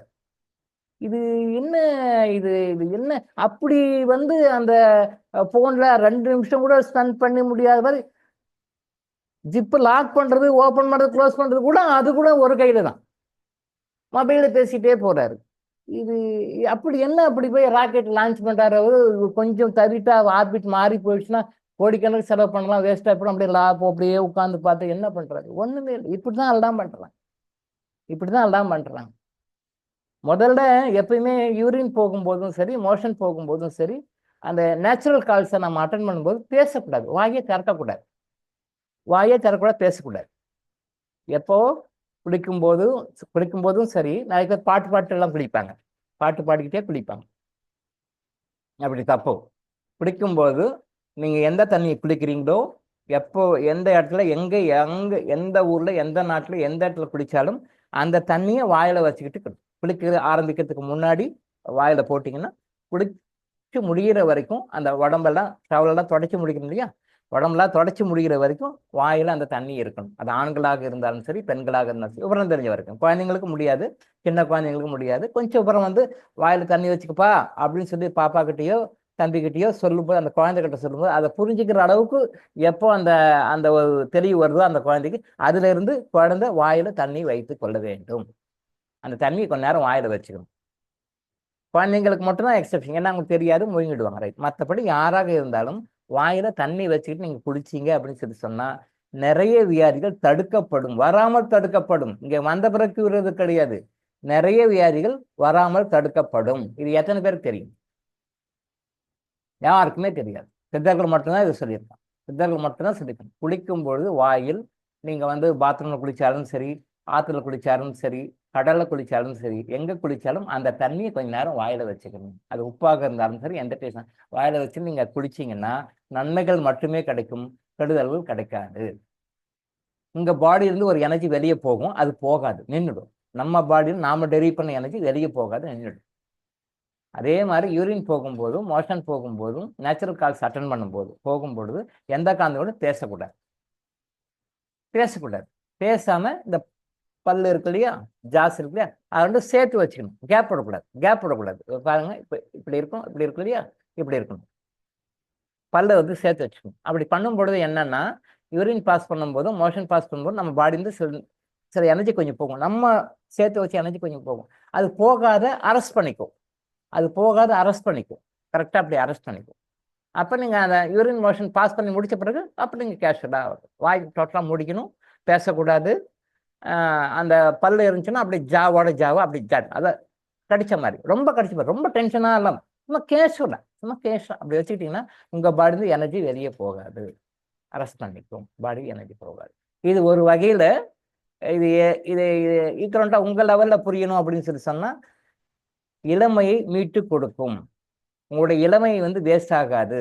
உங்களுடைய செல் வந்து டிப்ரிசியேஷன் ரேஷியோ வந்து குறைக்கும். அந்த யூரின் பாஸ் பண்ணும்போது, மோஷன் பாஸ் பண்ணும்போது செல் டிப்ரிசியேஷன் ரேஷியோ அதிகமாக இருக்கும். ஆன் டைம் நீங்கள் பேசாமல் சைலண்ட்டாக இருக்கும்போது குறைக்கும். அப்போ இளமையை பாதுகாப்பதற்கு, நீங்கள் இளமையாக இருப்பதற்கு, அந்த இளமையை நீங்கள் மெயின்டைன் பண்ணுறதுக்கு வீட்டு பாருக்கு போய் 1000 செலவு பண்ணுறீங்களே. பொம்பளைங்கள்லாம் ஃபாரினர்ஸ் போனாங்க, அதை பார்த்து இப்போ நம்ம பொம்பளைங்களும் போக ஆரம்பிச்சிட்டாங்க. இப்போ பொம்பளைங்களை பார்த்துட்டு ஆம்பளைங்களும் போக ஆரம்பிச்சிட்டாங்க. பியூட்டி பார்லருக்கு இவங்களும் போக ஆரம்பிச்சிட்டாங்க. நீங்கள் பியூட்டி பார்லருக்கு போய் 1000 பணம் செலவு பண்ணி என்ன இளமை இருக்கிற மாதிரி காட்டுகிறீர்களோ, இல்லாத இளமை இருக்கிற மாதிரி காட்டுறீங்க. மேக்கப்பு தான், இருக்கிற இளமையெல்லாம் இல்லை, இல்லாத இளமை இருக்கிற மாதிரி காட்டிக்கிறீங்க, நடிக்கிறீங்க, அவ்வளோதான். வெளியுலகத்துக்கு நீங்கள் நடிக்கிறீங்க, அங்கே இல்லை, அந்த இளமையெல்லாம் கிடையாது அங்கே. ஆனால் இளமை இருக்கிற மாதிரி காட்டிக்கிறீங்க, அதுக்கு போய் பியூட்டி பார்லர் செலவு பண்ணுறீங்க. இளமை இருக்கிற மாதிரி காட்டிக்கிறீங்க, அதுக்கு போய் நீங்கள் பியூட்டி பார்லருக்கு செலவு பண்ணுறீங்க. ஆம்பளைங்களும் சரி, பொம்பளைங்களும் சரி. அந்த இளமை இருக்கிற மாதிரி காட்டிக்கிறீங்க இல்லையா, அந்த மாதிரி காட்டிக்காம உண்மையிலேயே இளமையை நிறுத்துறீங்க. எப்போ? யூரின் பாஸ் பண்ணும்போதும் மோஷன் பாஸ் பண்ணும்போதும் வாயை திறக்காம அமைதியாக வச்சுக்கும் பொழுது. காற்று உள்ளே போகக்கூடாது, காற்று வெளியே வரக்கூடாது. இது வைத்துக்கொள்ளும். இது எத்தனை பேருக்கு தெரியும்? எத்தனை சித்தர்கள் சொல்லியிருக்காங்க? சித்தர்கள் மட்டும்தான் சொல்லியிருக்காங்க, வேற யாருமே சொன்னது கிடையாது. சித்தர்கள் மட்டும்தான், நிறைய சித்தர்கள் சொல்லியிருக்காங்க இதை பற்றி, பட் வேற ஃபார்ம்ல சொல்லியிருக்காங்க. ஆனால் தயவுசெய்து இதை நீங்கள் லைஃப்பில் ஃபாலோ பண்ணுங்க. இந்த பிரச்சனைகளை, கஷ்டங்களை போக்குவதற்கு சித்தர்கள் வந்து நிறைய டெக்னிக்ஸ் கொண்டு வந்திருக்காங்க. அதை பற்றி இன்னைக்கு டைம் இல்லை, முடிஞ்சு போச்சு. நம்ம நாளை மறுநாள் அதை பற்றி தெளிவாக பேசுவோம். அதையெல்லாம் ஃபாலோ பண்ணி நீங்கள் கரெக்டாக வந்தீங்கன்னா உங்களுடைய அனைத்து பொருளாதார பிரச்சனைகளும் தீரும், உங்களுடைய அனைத்து நோய்களும் தீரும், உங்களுடைய அனைத்து வாழ்க்கை பிரச்சனைகளும் தீரும். நீங்கள் அறியாமையால் பாஸ்ட் லைஃப் கர்மால நிறைய தவறுகளை பண்ணி நீங்கள் கொண்டு வந்திருக்கிற அந்த பேட் கர்மாஸ்னால் நீங்கள் கஷ்டப்பட்டு இருந்தாலும் இதிலிருந்து வெளிவதற்கான வழிகளை உங்களை விட சித்தர்கள் மிக தெளிவாக சொல்கிறாங்க. அதுக்காக சில என்னென்னலாம் பண்ணணும், எப்படி பண்ணணும், சில ப்ரோட்டோகால்ஸ்லாம் கொடுத்துருக்காங்க. இன்னைக்கு நேரம் முடிஞ்சிட்டதுனால அதை பற்றி பேசலை. நம்ம நாளை மறுநாள் அதை பற்றி நம்ம பேசுவோம். அதெல்லாம் கரெக்டாக ஃபாலோ பண்ணிங்கன்னா, திரும்பவும் சொல்கிறேன், உங்களுடைய அனைத்து துயரங்களும் துக்கங்களும் சந்தோஷமாக மாறும். யோவான் 16:20 அதிகாரத்தில் சொன்ன விஷயத்தை ப்ராக்டிக்கலாக எக்ஸிக்யூட் பண்ணி கொண்டு வருவோம். பொருளாதார பிரச்சனைகள் தீரும், ஆரோக்கியம் கிடைக்கும், உங்களுடைய வாழ்க்கை பிரச்சனைகள் தீரும், சந்தோஷமாக இருப்பீர்கள். சொல்கிறத கரெக்டாக ஃபாலோ பண்ணால் போதும். ஆனால் சொல்கிறத நீங்கள் கரெக்டாக ஃபாலோ பண்ணுறது இல்லை. முடிஞ்ச வரைக்கும் எவ்வளோக்கு ஃபாலோ பண்ணாமல் இருக்க முடியுமோ அப்படி பண்ணுறதுக்காக உங்களுடைய பேட் கர்மா வேலை செய்யும். நீங்கள் அதுக்கிட்ட தான் விழுந்துடுறீங்க. முடிஞ்ச வரைக்கும் எவ்வளோக்கு ஃபாலோ பண்ணுறதுக்காக குட் கர்மா வேலை செய்யும். நீங்கள் இதுக்கிட்ட வர்றதில்லை. அப்போ குட் கர்மாக்கிட்ட நீங்கள் வர்றீங்கன்னா கூட பேட் கர்மா கொஞ்சம் ரிலீஸ் பண்ணால் தான் விடும். அப்போ பேட் கர்மா போகிறதுக்கு குட் கர்மா சில வாய்ப்புகளை கொடுத்தா கெட்டியாக பிடிச்சி விட்டுறக்கூடாது. இந்த கோயில் திருவிழாவில் பெரியவங்கள கையை பிடிச்சிட்டு போகணுன்னு வாங்க இல்லையா? கோயில் கூட்டம் நிறையா இருக்கும், திருவிழா கூட்டம் நிறையா இருக்கும். கையை விட்டுறாத, கையை பிடிச்சிக்கோ அப்படின்னு சொல்லி பேரண்ட்ஸ் கூப்பிட்டு போவாங்க.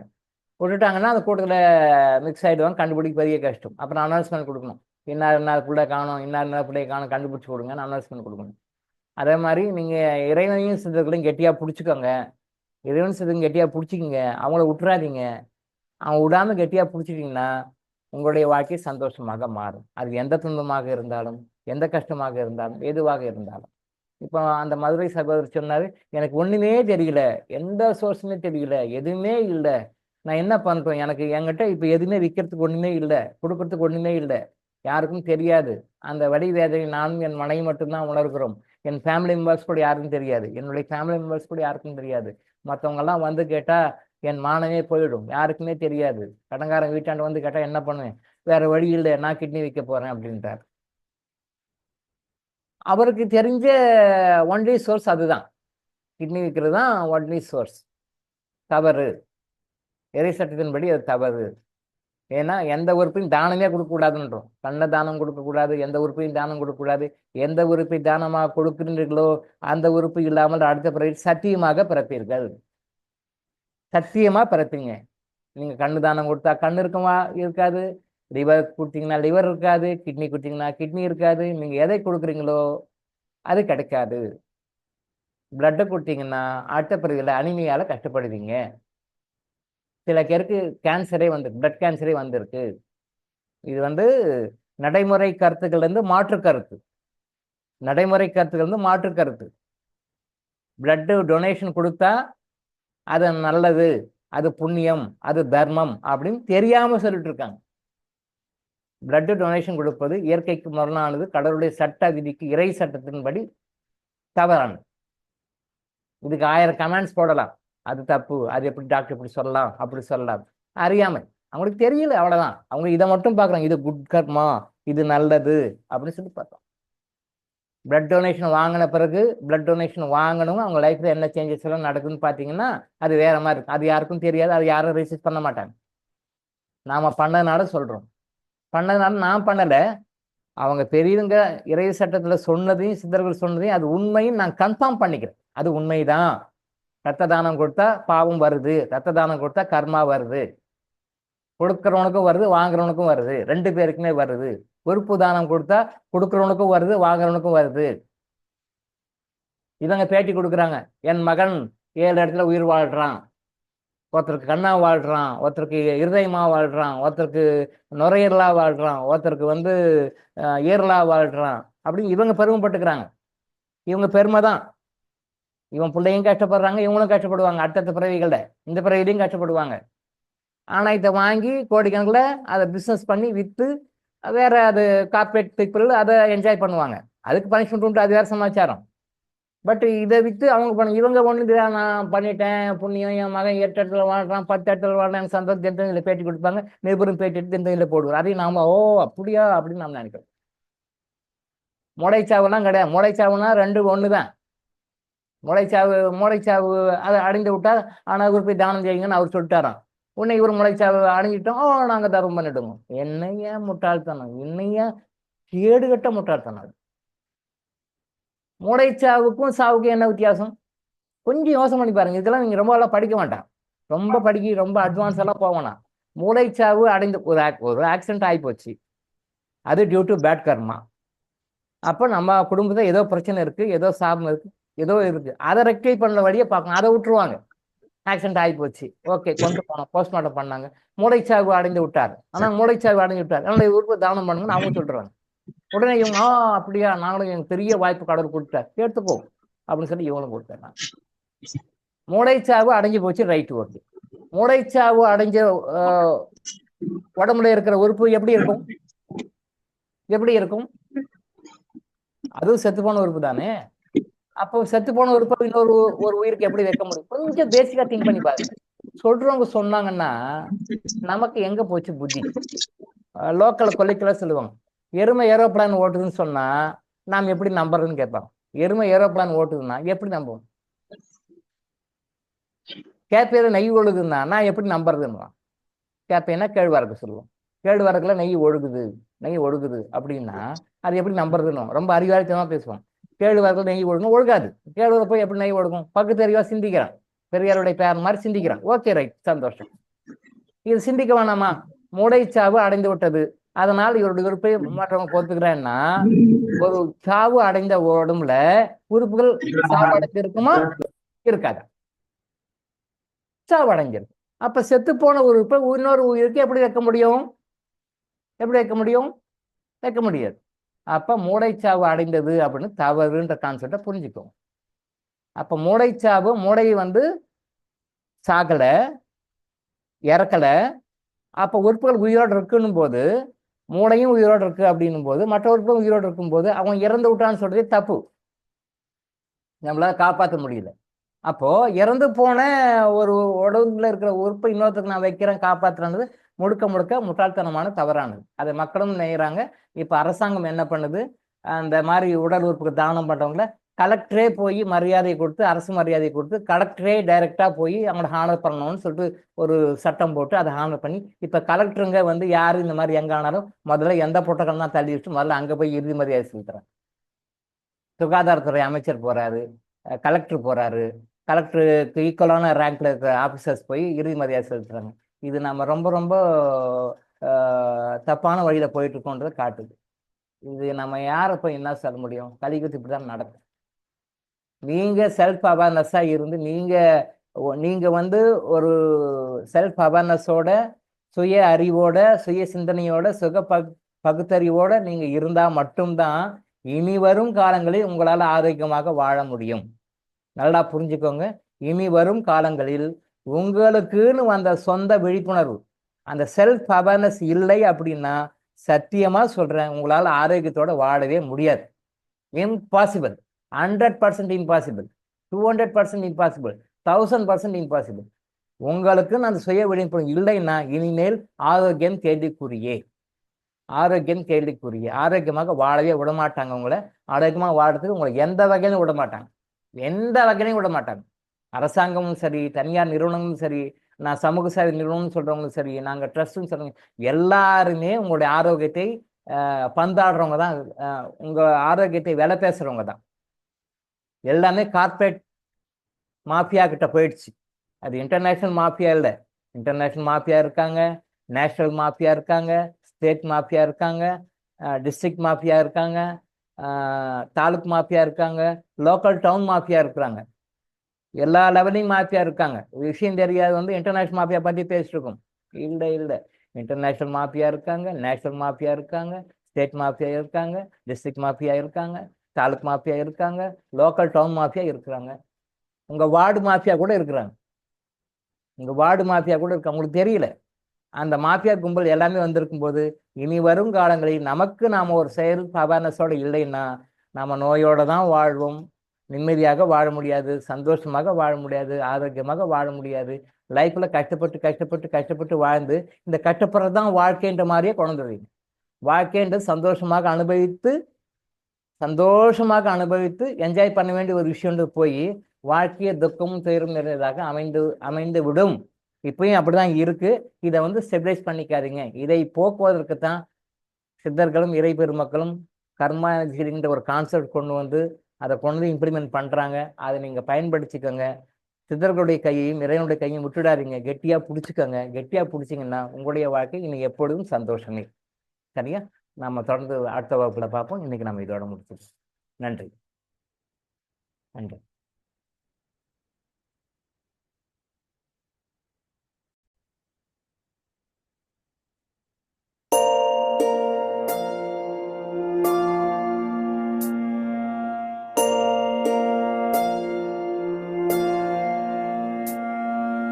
கருவாக்கி உருவாக்கி எனையாண்டு காத்தருளும் இறைவா நன்றி. எங்கும் நிறைந்தோனே, எல்லை இலாதானே, எங்கேயும் எப்போதும் என் குலம் காப்பவனே. நெஞ்சம் துணிய துணையாய் வருவாய், நேர்மறை உணர்வுகள் பெருகிடச் செய்வாய். உடலில் உறுதியை பெரிதாய் தருவாய், உனை உணரும் அறிவை என்னுள்ளருள்வாய். சுற்றமனைத்தும் காப்பவனே, செய்தொழிலில் ஏற்றம் தருபவனே, எடுத்த செயலில் வெற்றி கொடு, என் ஆற்றல் பெருகிட அருளை கொடு.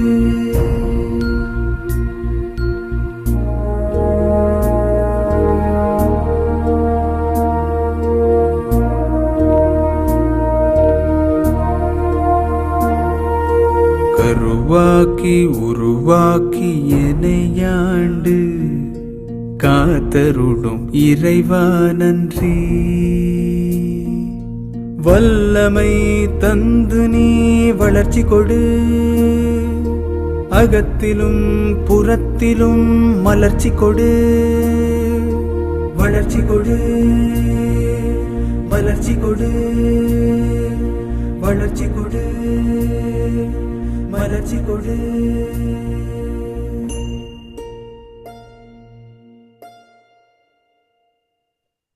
Thank you, sir. Thank you so much. நன்றிங்க ஐயா. நன்றிங்க ஐயா. நன்றிங்க ஐயா. நன்றிங்க ஐயா. நன்றி. Thank you sir. நன்றி.